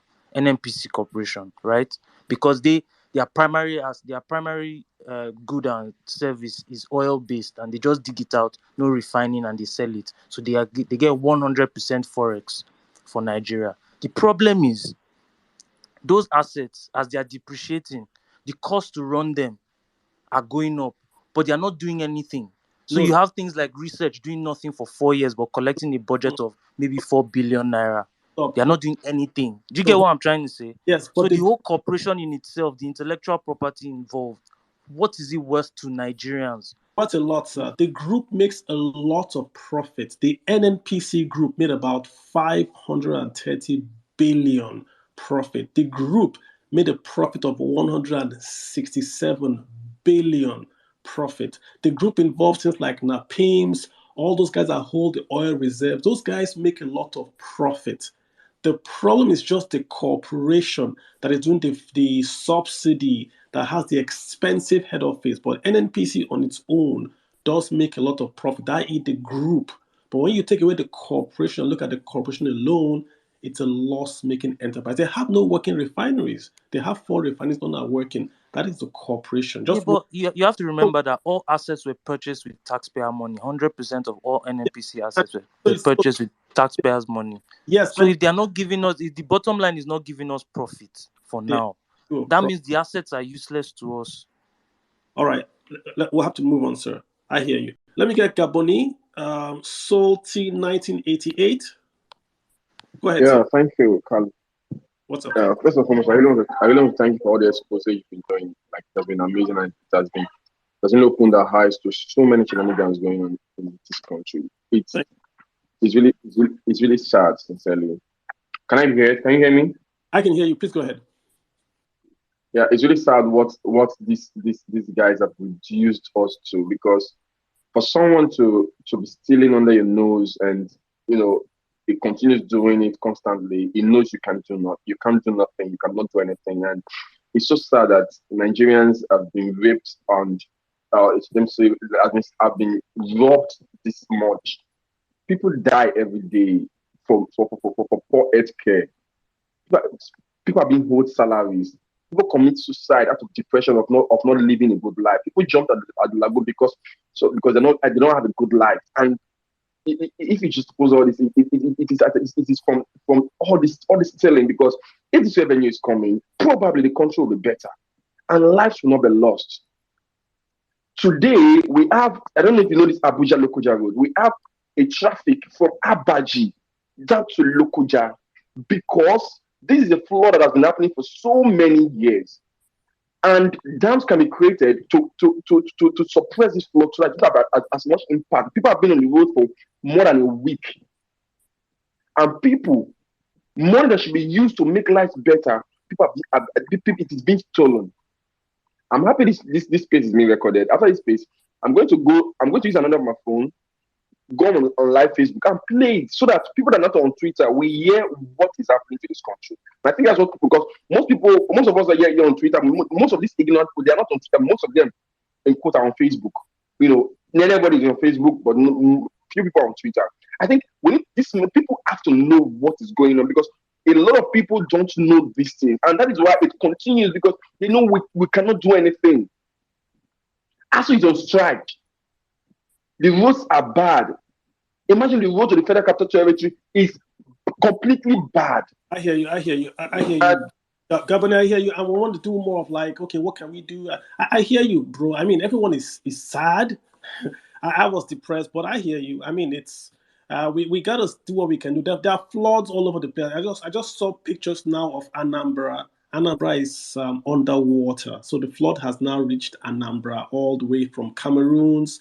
It's come down through the Benue. It's gone through Kogi. It's now Anambra. It's going to go all the way to the south. So brace yourself. Yeah, Mr. Kalu, do you tell me there's nothing that can be done to stop this flood having this kind of impact? There's something that can be done. Something can actually be done. For now, it's natural. They release water from a dam. We could maybe if we had dredged the river and the Benue, it would have flowed, but it would still overflow its banks, right? I mean, America. That's what I'm. Yeah, it's that's what I'm saying. What I'm saying. Done really for now. I hear you, bro, but it's just sad. I mean, Anambra underwater, not all of it, but a huge chunk. And when I mean underwater, I mean you are seeing the roofs. You are seeing the roof of the house, not like God help those people. Even worse. It's even worse in Kogi State. It's worse in Lokoja. Oh my God! I have people there. It's worse there. Completely worse. Gone. The GDP here is gone. Food is gone. If you have money, I've told people, if you have money, go and buy a bag of rice and just keep at home because food is going to go up the roof. It's gone. So sorry, guys. Let me get Okabwe in here. Okabwe E. Mr. Jeff, did you want to add anything? Yes. Yeah. So Jeff, real quick. Okay. Yeah, Kalu, sorry, Okabere, just a quick one. I wanted to do something and I wanted to drop some thoughts before I left. Like I said, we all seem to be ranting. I want to say something that might depress us some more. And it is that there's almost literally nothing us that are rubbing minds here, can immediately do about this to fix the situation. But I think what we need to do is to, as a group, harass those that can be accountable to become accountable. While this crude oil theft is going on, the pipeline that you saw, there's a reason I said in the beginning why I said I wanted those guys to come on board, but apparently they are not here or they're keeping mute or something, is that I wanted to put it to them that this theft that was just reported is being executed by the IOCs. Our government officials are enablers. On inbox, I said a couple of things about myself, not to begin to flog them here. Right now, I've lost all fear even. I'm too angry with things to give a rat's ass about them. You understand? This particular theft, I've seen all thefts. Remember I told you guys about, I tried to describe how the theft happens with vessels and all the other ones, the ones the locals do, the ones the big shots overloading and underreporting and all of that. I did that in the last species. For now, this particular discovery, that's why I said false flag. You understand? The tree we need to back up is the tree of the IOCs.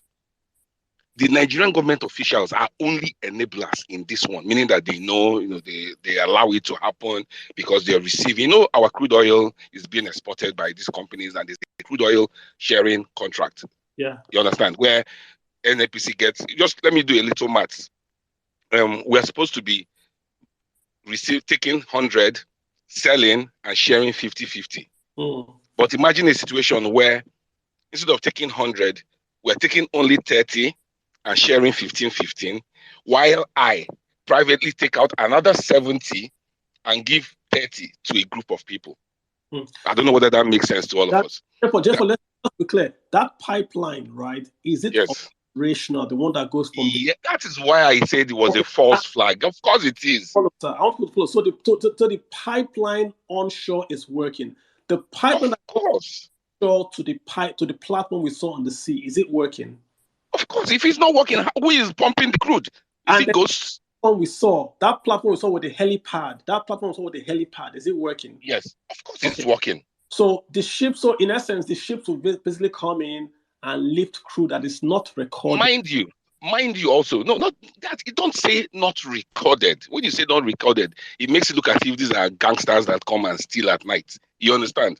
If you understand bill of lading laws, on bill of lading only, the owner of a ship, if, for example, the original bill of lading is not available, you have to do, what do they call it? Sorry, as I was talking, that just flew out of my head. You have to do an undertaking before they will discharge your cargo if the original bill of lading is not there. There are other parts of this that I can go into, you understand, but they are not necessary. Now, the point I want to make is that we should, I know the way foreign companies are, especially when it's in their home countries, you understand. We can shout here and nothing will happen, but if you go after a Chevron in America, or do you understand? I don't know whether you know where I'm heading, Kalu. You understand? Some fruits will fall from the tree. I hear you. As we speak, in addition to this, freight rates right now in Nigeria, is internationally, yes, but in Nigeria are the highest they've ever been in the history of this country. As in, I can give you that one categorically. A 20 KT parcel of PMS from Lagos to Calabar is doing $62,000 a day. Today, Carlo. The highest it ever was in 2011, early 2012, where it hit like say $38,000 for some reasons I can explain later. And then dollar was doing what, 100 and something. Now dollar is doing 700 and something, and someone is still paying $62,000 a day to freight cargo from Lagos to Calabar to Port Harcourt and to different areas. Now, J-Ford, I want us to get this. So Nigeria is revenues. This is the point when I'm saying not recorded. Whatever is being shipped from that platform. Okay, yes, you're right in that. You're right in that regard.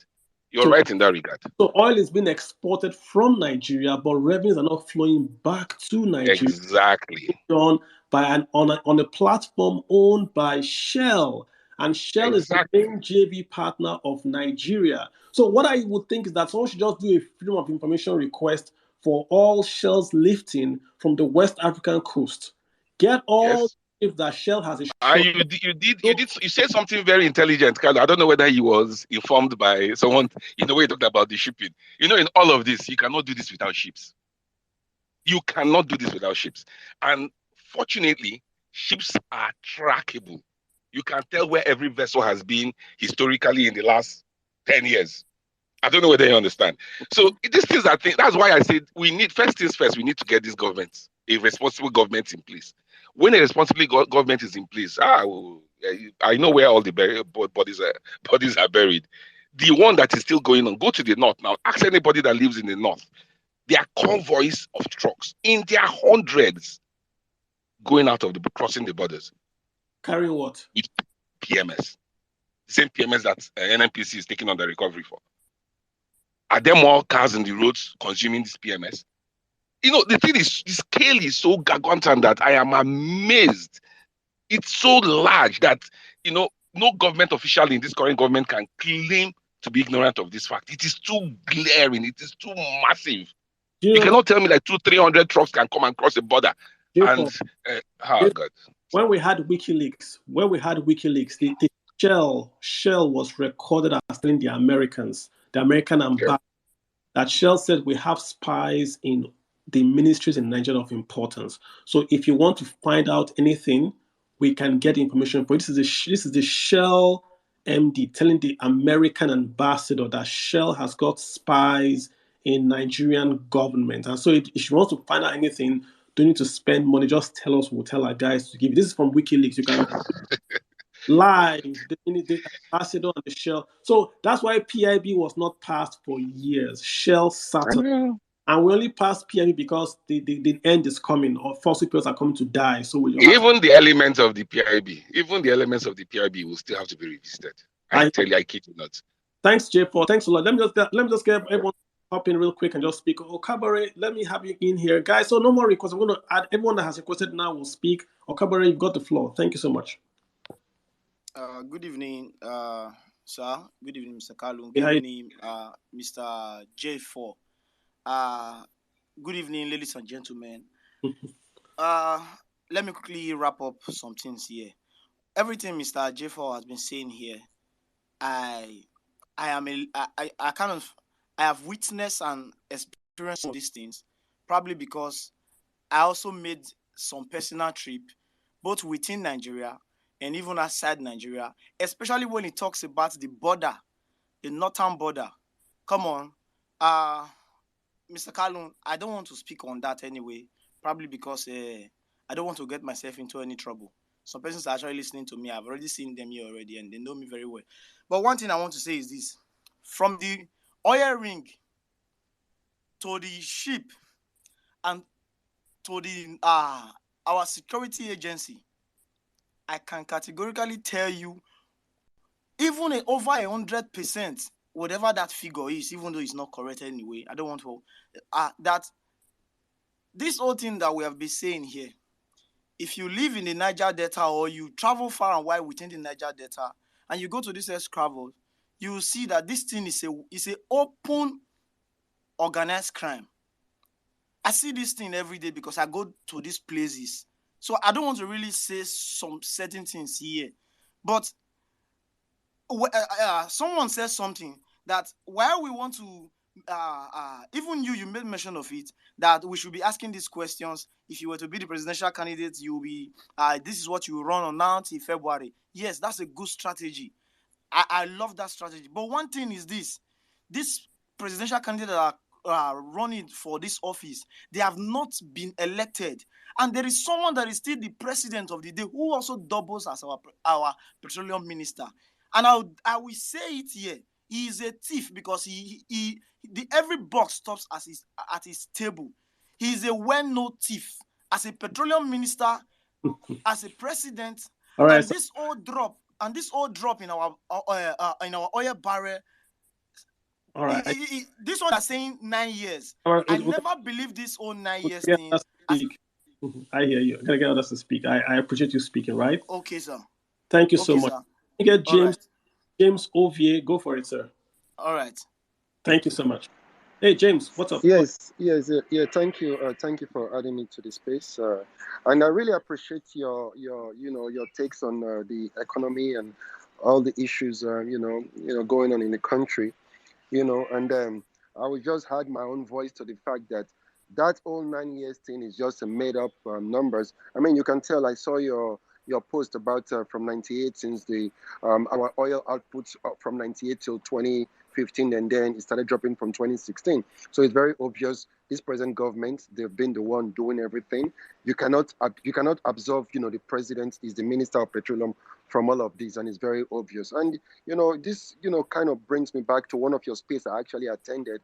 Kalu, Mr. Kalu, you were really up against the ASU then on that particular space, going back and forth with some other speakers and everything. And I just want to ask right now, like, I'm not putting any kind of pressure on you or anything, but is there still any reason why this government refused to give ASU the agreements? They refused to go on with the agreement they made in 2013 regarding the money needed for to take care of the university system in the country. Do you still think that ASU didn't have any reason to request that amount of money? In fact, it's not like they requested it. I mean, there was an agreement in 2013 for them to be paid a certain amount every year, till present day. When you consider the amount of money this government have been stealing every day, would you still want to say, oh, ASU didn't, request for such amount of money? And the reason why they afford that these students have been on strike? Let me answer. So I've never been against ASU asking for more money. If you listen to all my speeches, I've supported the 25% to education. I am against ASU getting 50% of that 25%, and I am against ASU insisting on IPPIS must go. That's what I'm against. I agree that ASU and education should get more money. So I'm not against the money. I'm against IPPIS. Go through all my tweets and all my comments. That's where I focus on. I make the point that 2009 agreement, the federal did not know what they signed, and ASU was greedy. But they've signed it. It's signed. So pay. You've never heard me say don't give ASU money. It's the IPPIS thing that they are shooting that is arrogant and self-serving. How can you keep kids in school at home because you want to sell your own software? That's wicked. That's arrogant. They should stop it. All right, let's get some other Thank guys. you. You're very welcome. Abdul Kadril Olatunji, please go ahead, sir. Hey, Abdul Kadril, you've got the mic one. Abdul Kadril, got the mic twice. Let's Baba Chale. Baba Chale, how you doing? Hello, Mr. Kalu Aja. How you doing, sir? Good evening. Thank you very much. It's really nice being on this space. It's going to actually be the first time I will be speaking on a space. I usually just listen, and when I request, it just usually happens that it doesn't get to my turn before, it ends or I leave. So, on this issue of pipeline, in Niger Delta and everything, I think this is a major breakthrough, not for this government, but for the next government, by God's grace, government of Mr. Peter Obi, to whom I will give the credit of what has actually happened in terms of discovering 16, points so far, and hopefully they discover more. We recall that when his campaigns, or even before the campaigns, when his aspirations, when he declared to run for president, one of the first things he began to talk about was Egypt. Back then, when it was VP running mate to Atiku in 2019, he usually used statistics from Malaysia, from Indonesia, from China, leading to this idea of calling him Obi China.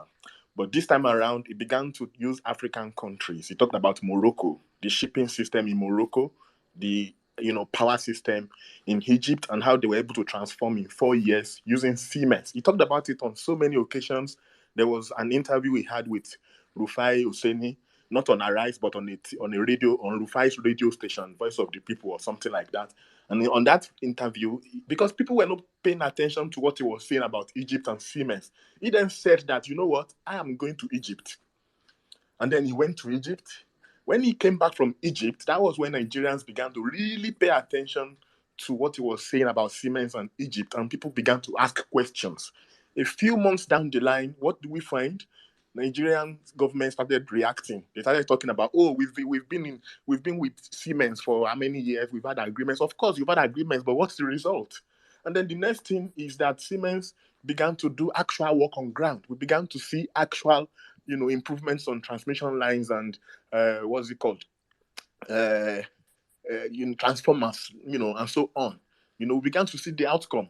The same thing with what is going on currently with this crude oil issue. He's been talking about it all, for months, about 3 months now. Peter Obi is always talking about oil theft. It's not a sweet. You cannot take it from the shelf and put it in your pocket. Government must be behind this thing. And when what happens next is, a month ago, government gets a private contractor to Polo's, whatever. I don't want to go into that one, but whatever it is, start to do with Ompolo to look into the oil thing. And in just 1 month, this is the result. So you cannot tell me that Peter Obi does not have a hand in this, not because he's in government, but because he's doing the real opposition. He's talking about it, and people are listening, to what he's saying, and they are, echoing it. And we hope that we get more of this. And hopefully when he becomes president, we have less to deal with in terms of this level of the rot. Because hopefully more of these things are going to be exposed even before the elections and all of that. Thank you very much. Yeah, good points. I hear you. Let him talk about it more. I'm all for Nigeria. I'm all for better Nigeria. Let him talk about it more. Let him talk about ASU. Let him talk about other stuff. If he talks and things happen, more parts. Let him talk about more stuff. Let's get things happening. So somebody's accusing me that I'm not letting some certain people from a certain party speak. Listen, if you want to speak and you have a counter view, maybe you want to defend the government, or you feel this is, send me a DM and say you are from this party, you want to talk against the general topic, I'll add you immediately. When I do on spaces, I'm very conscious it's recorded. I try to be a host. I say my piece, 15 minutes, I let the floor take on. I don't look at the banners before I add you. Once you're there, I make sure everyone speaks. So if you think you want to say something totally against what everyone is saying, if you think, for instance, that this had nothing to do with the government, that the government should not be held accountable, or that this is all a fraud, it's all a lie, DM me, I will add you. But if you're just going to DM to say this, no. If you are happy, if you are in the opposition, i.e., you are in the government of the day, or you support the government not saying anything, DM me, I will add you immediately. Yeah, Mr. Niyi Aromokeye, go ahead, sir. You've got the mic. Good evening, everyone. I'm grateful to be in this space. Mr. Kalu, you're doing something wonderful on Twitter, and I follow your comments on economy a lot. My eyes haven't gone off the news of this illegal pipeline being talked about, and it's getting everyone very annoyed. But I've looked at Nigeria. I've spent over 40 years of my life in that country, and I feel that our problem is a character and competence problem. And I'm telling you, it is not a matter of, yes, I'll be happy if Peter Obi gets into position. But the typical Nigerian, when it comes to character, when it comes to competence, we are lacking. I mean, look, I saw a picture of Abacha today. Somebody posted Abacha's picture. And majority of the people from the north, all of them were praising him, saying he was the best administrator that has ever happened to Nigeria. Look, I know of another person from Delta State. When you mention this former governor that was arrested in the UK, when you mention, people virtually worship this guy, despite his record of corruption, despite his terrible news in the UK. People revere him so lot. And these are very educated people. It's not a matter of illiteracy. We are so bankrupt in character. Like, how can you be stealing something that would benefit an entire nation? And you just come up with words that cannot be explained. People are having money and they cannot explain it. I used to work in the bank in Nigeria, in Lekki. Look, I know Nigerians, people from Niger Delta, boys who cannot write simple statements. They will come into the bank, buy BTA, basic traveling allowance, and they, on a Friday evening, they will travel to UK to go and watch live football. In the middle of the week, you will see them again back in Nigeria. They will come into the bank to make withdrawals. We are so corrupt. Our character is so terrible. You will see people that will move. I'm so sorry. I'm going to drop it now. You will see people rise through the rank in Nigeria. You bring them to UK. Let them come and do that same work. They can't argue with a starter here. It's so sad. We are so corrupt. May God redeem. As a Christian, God had to kill a generation of people so that the Israelites that will get to the promised land will not be those who are bereft of. You guys on this kill matter again. I gotta take you off, bro. Thank you very much. All right, guys. Let me get Alto. Alto, you've got the floor. Alto, you've got the floor. Go ahead, Alto. Thank you very much. How you doing? Fine. It's been an interesting discussion so far. I've been learning a lot.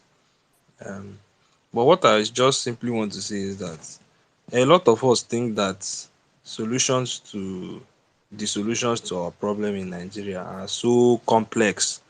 It's only geniuses, when the people come and be telling you, let Obi release his idea, let him bring out one document outlining the details, maybe some formula, one physics formula of how he will stop corruption and oil stealing. The thing is simple. Even a dunce, somebody who doesn't know anything, can change Nigeria today. He doesn't need to know it all. P2B does not have to have all the knowledge of how the industry is run. There are people who are competent he can hire. The problem is the person, is he willing to do what is needed? Abi is the one that will be looking away while they are stealing the money. It's about somebody who is committed to do the right thing. It's not really about whether he will release a policy, a very, how will I put it, sophisticated policy document, blah blah blah blah.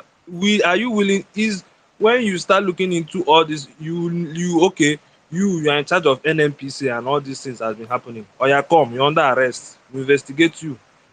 Tell us where all the oil has been going. This one will talk. This one will implicate another person. We start making arrests. They start giving up information, and we know how to All right, stop good. the.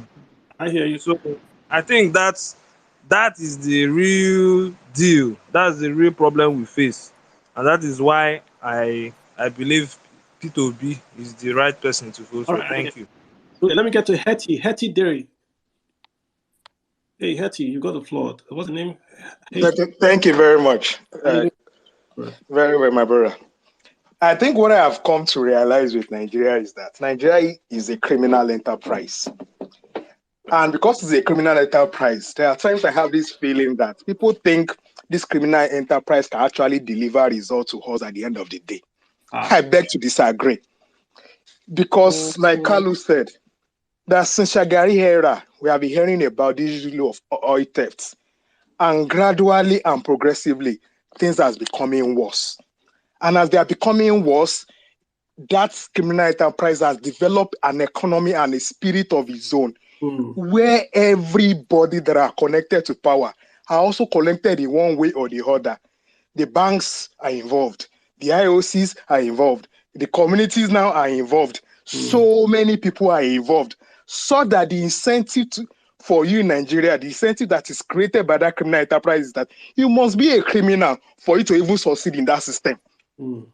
So to assume, like this last person said, that we just wait for a messiah that will not give us an alternative mindset, an alternative vision, that person will just come in and transform this criminal enterprise. Let me ask you a question. Let me ask you a direct question. And let me ask, if Peter Obi was the president of Nigeria and this pipeline was discovered on his first day, do you think that by the second day, nothing would have happened? Yes, I believe nothing will have happened. And I'll give my simple answer. We just forget easily. Pre-2015, the only thing they sold this Buhari, the only reason why they sold him to people was that, unlike the members of the ruling class, he's the only one that is not corrupt. That he was commissioner for oil, he did not even have oil blocks. So he had a credential of anti-corruption person. But what has happened afterwards? He has failed woefully because there is already a system in place, this criminal system in place that is already set in motion. Okay, I follow you, and I see those data you release year in, year out that show progressively things are getting worse. So if I have, sorry, just to conclude. I want to ask you a question. So when Buhari ran for the presidency in 2015, everybody believed he was incorruptible. The day he won, the Nigerian stock market went up in price because there was optimism. You remember what they used to say, body language, they were correct because power supply actually improved because everybody sat up and everybody expected that Buhari would change Nigeria. So there was optimism to the point that the Nigerian stock market went up because of the election of Buhari in 2015. Check it. But when Buhari got elected in 2019, when he got re-elected, the stock market crashed because Nigerians said, we have seen this guy is no longer who he was advertised. So the stock market, which is always correct, crashed. I do not believe, this is my personal view, from the antecedents of this gentleman, we just call his name Peter Obi, that if he was the president and an oil pipeline was discovered that has been exporting crude oil, that there's no official statement from the Nigerian government on this. I saw it on BBC, it's on VOA, it's on Reuters, it's on NNPCs Limited. But the federal government of Nigeria, the president is the minister of petroleum. There is not even an official statement, even saying we will investigate and come back to you. You are saying that this will be this, that if this gentleman was in power, that not even a statement would be issued? No, let me say it from this angle, because I always think, yes, individuals have a role, but I think of a system the more. I just read about Singapore, that before Lee Kuan Yew took power, that country was also running into serious trouble. It did not just use statements only. It decided to change the vision of that country. It was the vision that it sold, that if you do it this way, I can guarantee you education, I can guarantee you health, I can guarantee you housing. If you follow it this way, there is a vision. It is not just about personal credential. There is something that is beyond just me. Okay, I hear you. I won't push it again. I've asked the questions, you've answered. I hear you. Let me get this gentleman here, Akinwale Akinwumi, one of the guys that is also on Twitter being disrespectful. How are you, sir? Please unmute and speak. Akinwale? Akinwale? I've got the floor open for you. Yes, I'm with you now. Good evening, everyone.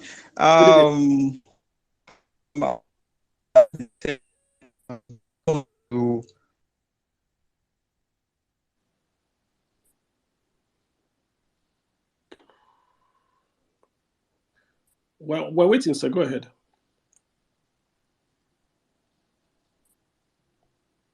I think his network is bad. Your network is bad. Okay. All right. Super. All right. No worries. When your network is good, please come back, or just tweet it as usual. All right. Dimeji. Let's get K.O. Dimeji. I have you right here. Hi, Kalu. Yeah, just a quick one from me. I think, is it Hetty who said, I think you more or less captured most of the things I was going to say. I think the country itself is a criminal enterprise, and I think we can dodge around words and stuff, but if we call a spade, they say if it looks like a dog, it barks like a dog, chances are it's a dog. Now, I hear a lot of people with all these Peter Obi flags and stuff like that, and yeah, it's nice. It's got some momentum, but one thing comes to me, and they asked him a few months ago in an interview. One of the biggest problems we have is accountability. They asked him if he's going to go after criminals, and he said no. That is a red flag for me. We got Zuma, the president of South Africa, has just come out of jail for fraud. Now, until we start to make ex-leaders accountable, we have no hope. There is no hope. Zero. Odo Ongodomi. It's zero. There is no hope in Nigeria until we start to make people accountable and not go into their houses on the hills to go and see them when you want to become president. Peter Obi has gone to Babangida, he's gone to Obasanjo, he's gone to each one of them. That is a red flag for me, and it tells me that there's nothing, absolutely nothing will change under Obi. He's a friend to them. He used to be among them, and you know, a leopard won't change his spots. Can I come back? Please do. Again, guys, I'm the host, so I have to always give a counter view. Obama ran on hope. Yep. Obama ran on hope. He was with the Kennedys. He was with the Speaker of the House. He was with the Senate President who died. Reid. He was with Reid. He was with every Democratic quote unquote bad guy out there. Obama became a House member on the backs of one of those corrupt guys in Chicago. He became a senator also on the backs of from a criminal enterprise political state in Chicago. That's Illinois. He ran through the Democratic Party because if he tries to run through the Green Party, no one would know him today. So you have to tick those boxes. Imagine if Obama came to office and wanted to spend his 2 years to go after George Bush and the Gulf War, we would not have had Obamacare. So there's a bit of wisdom to say, what do Nigerians want from day one if I get office? Is it probes or is it bread? Nobody But you still need to. Sorry, you still need to make people accountable. Accountability is what puts fear into the people that are coming after you. will not get elected if you come today. Why wasn't the other black guys elected? Because they said they were going to run for presidency to give reparations to black people. What's his name? The pastor's son also that ran for presidency. Many black people have run for the presidency in America. Why weren't they elected? Because they were saying quote unquote black things. I want to get elected to help black people. Obama was smart. He came and said, I'm going to give you hope. I'm going to give you Obamacare. He spoke to people's fears, needs, and aspirations. Then he got elected. Then what did he do? Now, today, you are seeing the effect of his election. You've got Obamacare. So I'm saying that sometimes, as a politician, you've got to take the ball. I still do. See, in this criminal enterprise, yeah, we have a pension scheme best in the entire world. That openly, the Nigerian pension system, the PFA scheme. Yeah. Do it. They couldn't do it. The U.S. George Bush tried to pass what Nigeria did by privatizing Social Security. He couldn't get it done. We have the best biometric investment. You hardly hear of fraud in the PFA, not pensions, PFA scheme. But the governors tried to hijack that money. Remember? But they couldn't. They tried to. Why couldn't they? Why hasn't the National Assembly been able to hijack pensions? Because they can't. If they could, they would have taken 13 trillion. It's now 14 trillion. They would have taken it a long time ago. Why haven't they? Because they can't. It's set up by Fola Adiola, Chinelo that set it up. They set it up in such a way that no politician can go in there and take the money. That's why it's still standing today. So you've got to get your job done. Fola Adiola ran for presidency. Nobody about to run for presidency. We said we want technocrats. Technocrats came, we didn't vote for them. If we do not vote for technocrats, then we are saying we want the guys that will keep on doing what they've kept on doing, which is why we are where we've always been. Sometimes we've got to hold our nose and eat smelly cheese. Yeah. Just because we want to get that taste in our mouth. I hope I'm making a point.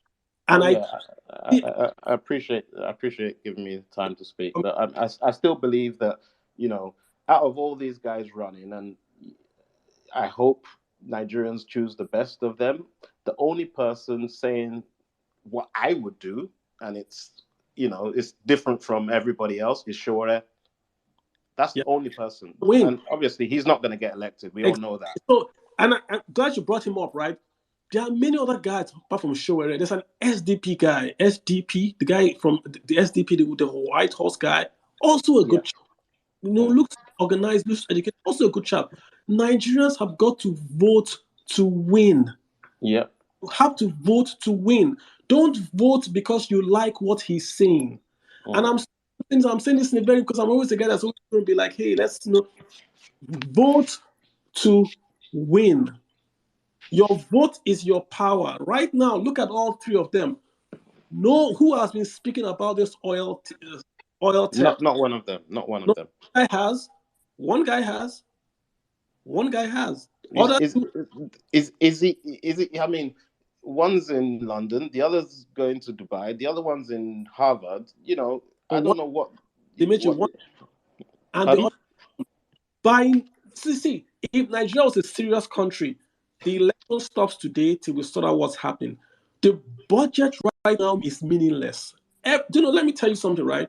The money stolen from that pipeline is more than EFCC has recovered. It's a heist. It is one of the biggest heists ever. But if we have lost more money than EFCC has recovered since they were incepted, what the heck are we doing with the budget? Exactly. We're going to borrow 8 trillion, but we're exporting 8 trillion by a pipeline. They made it time. And we've got the National Assembly. I just saw a video of the Imo State Governor's 52 convoy car, all 4x4s. You're going to get 160 billion. UBE gets less than 90 billion. Let's not even talk about National Assembly, please. Let's just let them go away, please. Go there. Well, having a good day. All right. Yeah, it is well. Practical economists, please hop in here. Guys, we're going to shut down in about 10 minutes, so I'm going to take 3 more, and then we'll shut down. Practical economists, you've got the floor. Go for it. Hello, good evening, guys. Thank you, Mr. Kalu, for the time. Okay, so I'm just going to be brief. Thank you. When I saw that video yesterday on China's TV, I quickly called my dad, and we had a very long talk on the whole thing because my dad worked for Share for 30 years. He was an offshore supervisor, platform supervisor, and drill feed supervisor. So when I saw that, and I was asking him about the mechanism of how they were able to drill that pipe, that insertion on top that Forcados Trans pipeline. Yeah. And if you know about this very well, that Forcados Trans pipeline is the second largest pipeline in Nigeria after Bonny Terminal. The Bonny Terminal does about 1.2 million barrels per day, while the Trans pipeline does about 400,000 barrels per day. So you can understand the PSI that is going on through that pipeline. Now, what I'm trying to understand, what I'm trying to put out there, so everybody you can make a decision to know that this thing is from the top. Because in order for those guys to have done that insertion on that Forcados pipeline, someone had to turn off the valve from the terminal there. Because if they have drilled it instantly to make an insertion, it would have exploded. Now the question is, who has the authority to command the valve to be turned off? Then you know how deep this whole thing goes. So what I'm trying to say in essence is that we won't be surprised if we don't see any persecution coming out of this, because this rot is deep. If you read the Okonjo-Iweala's book, when she said fighting corruption is bad, she talked about when she was trying to fight the whole descriptions is going at the teapot there, and how it almost cost her a job, even for the fact that Goodluck trusts in her capacity to lead as Minister of Finance. She talked about then IMF president came to Nigeria, and she was supposed to park at the presidential palace. But because of the issue she had, and they stopped her from seeing the president at that time, they made her stop at the third gate, and she had to trek with the IMF director from the third gate all the way to the presidential palace at the first gate. I have to tell you how powerful these guys are. But the only sad thing there is that during this Buhari's administration, we've seen a downslide in the wheel of fighting corruption. I mean, if this was a Goodluck tenure, even though we will not to come out of that, at least we will see a probe. I mean, we will see a committee probing the whole thing, even though we know at the end of the day, not to come out. I mean, the Farouk one was there. It happened for about 2 weeks, nothing came out of it. But the sad thing there is that on this bright administration, nothing will still happen. It will always put under the carpet. Okay, I mean, you just posted a picture about an hour ago where the minister, chief of defense staff, and Mary Akari flew down to see what is going on. I mean, why are you flying down? Is it that people are not aware what is going on all this while? We say we had about 4 kilometers of pipeline from the Forcados pipeline all the way to Abadan Jetty. 4 kilometers is about 4,000 meters. And those weddings are X-ray wedding. X-ray wedding is the most expensive form of wedding. As at the time when my dad was still working in Share when he retired, those guys were being paid about $1,000 weekly to do their work. I don't even know how much they're being paid. And that was my dad retired in 2008. I don't even know how much the current rate is right now. So you need to understand that this rot is way deep up inside. And for those people who are trying to cascade and Peter Obi, practical. Go ahead. You guys need to manage your expectation, because you guys need to understand this that he does not have the constitutional authority yet. He is not your president. He is still a campaigner. Okay, he's still a contestant for the office of the Mr. President. Anything can happen at any time. So he needs to be smart. Yes, he has exposed the rot about how these whole things happen, and today all of a sudden they're not investigating and telling that this pipeline ran all the way to 9 years. How do you know it was 9 years ago? You're just trying to probe them, say, okay, this thing is from PDP era. But that's all by the side. But one thing you need to understand that there's only one candidate out there who has been condemning and calling out all the shitty things that's going on in the championship, and that is Peter Obi. Atiku has not been calling it out. Tinubu has not been calling it out. Even so array that has a childish capitalism of trying to downplay Peter Obi's activity has not called it out. But one person that is calling it out, I want you to understand is this now. Body language is all about the thing there. If this was a Peter Obi administration, there's no way by now you will not have seen a committee call it probably, even if they don't sack, at least the service chief would have at least laid out off to they'll be suspended by now, because there's no how you cannot tell me this kind of thing happened for the past 9 years and you're not aware about it. So that is different. But the sad thing there is that with this broad administration has brought the fight of corruption to a low, whereby people cannot do anything they want to do because they know nothing will happen. Yeah. a week will come, 2 weeks will come, and nothing will happen. There will be no committee to probe this whole thing. As usual, this will another news again will still come again. I'm sure they are working on the news to distract Nigerians now from this whole thing that's happening right now because people are interrogating the whole thing. Practical. Yeah. Very soon you're going to hear Air Nigeria. You're going to hear some other nonsense will happen. They will bring something to distract because right now this whole thing is having so much intensity and they don't like the PR it's getting. So they will find another distraction to distract. They will look for another big news that will distract Nigeria from this whole thing. This thing is wickedness. Maybe they'll do Big Brother Abuja. Maybe Big Brother Abuja. So last two guys. Let's just take these two guys. Guys, give me to a minute and then we're going to just shut down real quick. Cheesy, let's go Cheesy, and then we're going to go Cheesy, and you're up, and then Kitty. Yeah, go for it, sir. Okay. Thank you for the opportunity to speak. Okay, real quick. Generally, the way I think about this whole, first of all, I'll start with the illegal oil pipeline. I think it's just a process failure, all around process failure. And I think this, at least from an objective point of view, it's entirely in the entirety of it, from the regulators to the company that actually operates that pipeline, Transfer Cargo. There's no way that Shell is not being held responsible, cannot be held responsible. There's no way that DPR, there's no way that NNPC, there's no way that any other security agencies, communities, they are all held responsible. And I think this speaks to a bigger issue, that this illegal pipeline was being operated for 9 years, and nobody picked up anything, nobody said anything up until now that this whole news blew up and then we're having this issue. Secondly, when it comes to the issue of election of Peter Obi, I understand that he's coming into a system and that the system operates as it should, because whether we like it or not, the system of Nigeria as a country is operating as it is designed, right? So him coming in for me, the way I see it is that him coming in is the first step and changing that mentality that, one, votes can be bought, and that, two, that Nigerians do not know who we want to vote for. I think him coming in signifies a change. Now, one thing I want to point out about how systems work is that if you notice when Buhari first came in, he appointed Emefiele. Now, in the I've been in the finance industry for close to 6 years now. Finance industry, oil and gas for about 6 years now. And over the history, of course, of CBN governors, no CBN governor has done more than 5 years. Emefiele has done what now? I think about 8, 9. And you can see that he's changing. He's changing, and we can see how the ramifications of that, of him being CBN governor, is. So at one point, is that Buhari changed some parts of that system to suit whatever he wanted to suit. He changed the CJN, which is Chief Justice of Nigeria. Now, if Peter Obi comes in, of course, he will also have the ability to make improvements to that system. We're giving him the benefit of a doubt, because, of course, he has never been president before. So we're giving him benefit of doubt that he will come in and change those things for the better. So, yes, it may not necessarily stop corruption in full or in totality, but him coming in puts certain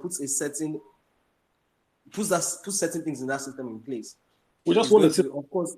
We want an accountable system. Of course, we want an accountable system. But I'm just saying that.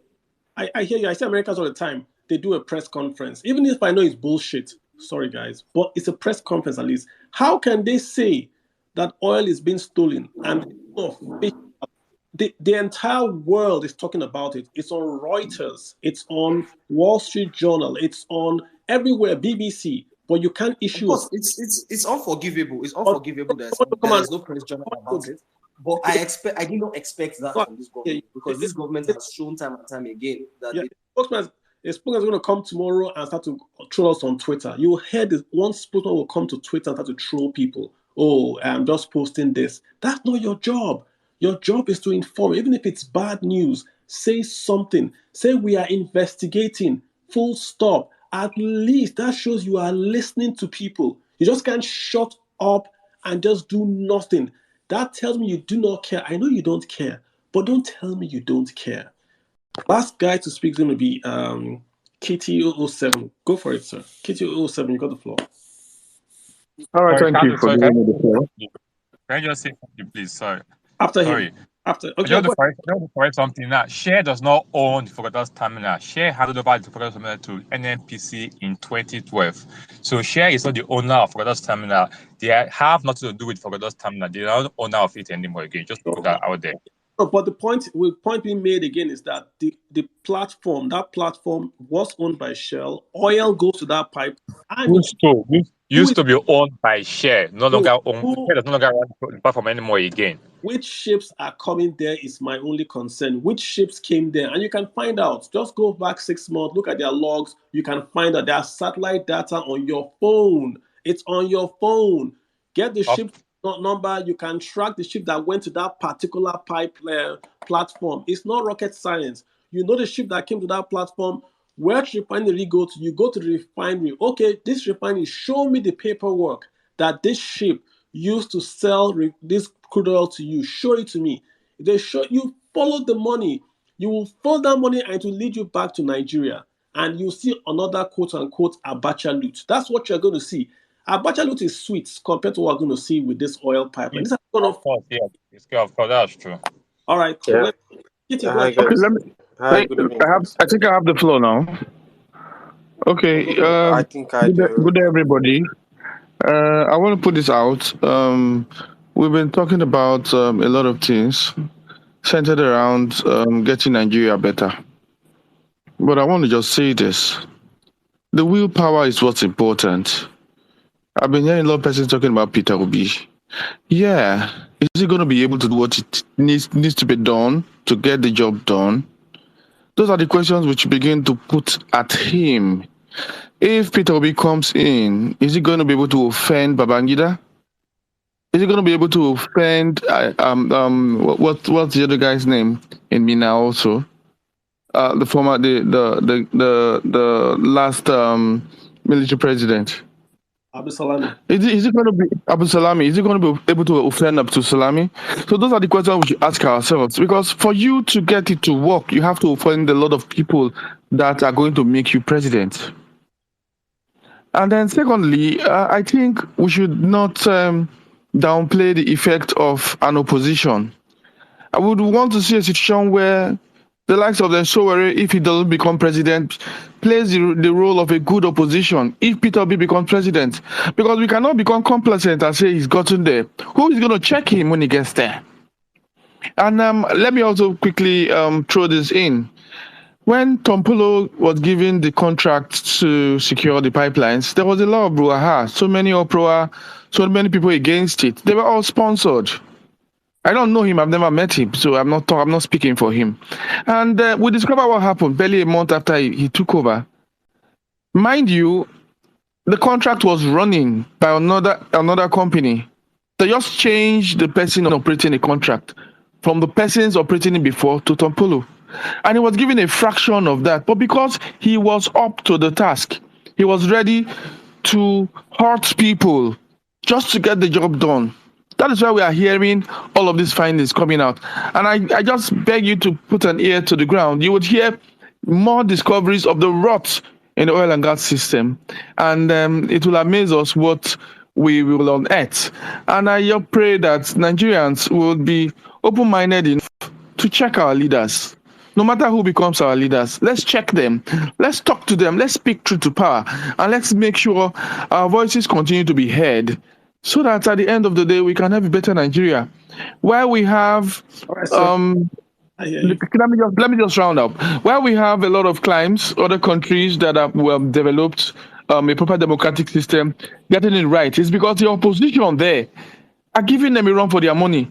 The people there are asking for answers. We should begin to ask for answers and make sure our voices are heard. I think I'll round up on that. Thank you.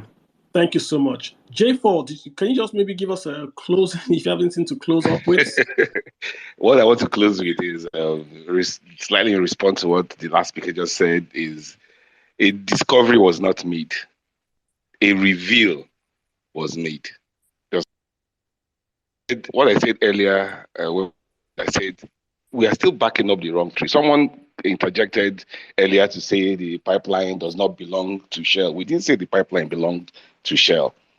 Who are the operators of that pipeline?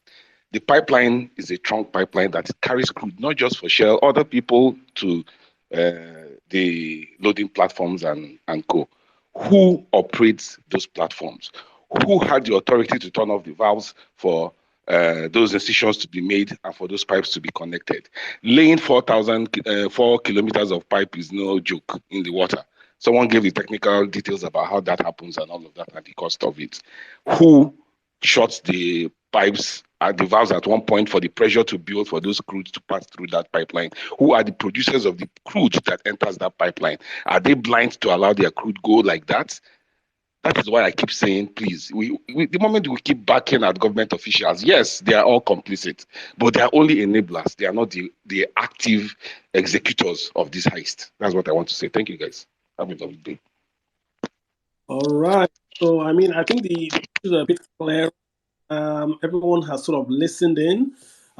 It's a technical oil discussion, but it also has something to do with like fiscal, elections, our money, governance. We've gone everywhere into this evening with this topic, and we've been blessed to have speakers that are more knowledgeable come in and share that knowledge with us. I think it's like I said. I personally, on a personal note, I think I saw the story on Thursday. I personally was depressed. I'm not making that light statement lightly. I was personally depressed, not because of the stealing, but just that, listen, can this thing change? If this can be happening, because this is clearly, it's a nationwide, what's the word now? An institutional stealing going on. Can this change? That's what was my mind. So what's the point of holding elections if this from the top to the bottom, this is happening? And you talk on Twitter, people are laughing, people are making fun. So in a way, maybe you get better, right? But I just feel that we have maybe one more chance at this. We either become like Brazil, that was known for as a banana republic, but has now sort of changed its way and is now becoming a part of the BRICS, right? Or we just become like maybe a Russia, where it's all strong man, corruption, warlords, people owning like oligarchs. That's where we're going to if we're not careful. It's already happening. People are owning motor parks, people are owning oil fields, people are owning gold fields. Before you know it, it's going to be a state to be owned by one guy. And then he'll tell you before you have to pay me tax. That's what we're going to, guys. So there's no jokes here. We have a chance to get it right. I think this is all happening for a reason, maybe. That maybe where our mind is being tuned towards the elections in February to say, let us get this right and perhaps start to pull back from the precipice that we find ourselves. If you don't know we're in trouble, guys. Not because of the stealing, but because of the effects of the stealing, the lack of the empathy on the government. No government statement. It's just a big FU. We don't care what you guys think. Go and talk. We're going to continue what we're doing, right? Nobody's interested. There are floods. Have you heard the president, the VP, anyone of consequence speak about these floods happening from Kogi all the way to Anambra? It's going to be south up pretty soon. Have you heard anyone talk? It's the same WhatsApp group. We don't care. We're in power. You guys can do whatever you want to do. We're going to do what we want to do. And if we don't get this right, guys, we are all going to suffer. People are leaving Nigeria to go abroad now. Canada has even changed its laws. If you are abroad there, you can now work even if you're a student. They are targeting Nigeria. Nigeria is now a zone. We're exporting Nigerians more than we're exporting crude oil. It's our kids, man. After a while, your kids can't go out because they're going to either be kidnapped or there's going to be environmental damage or just breakdown of law and order. We've got to pull back and start to ask real questions. My job is just to give information, and that's all I'm doing.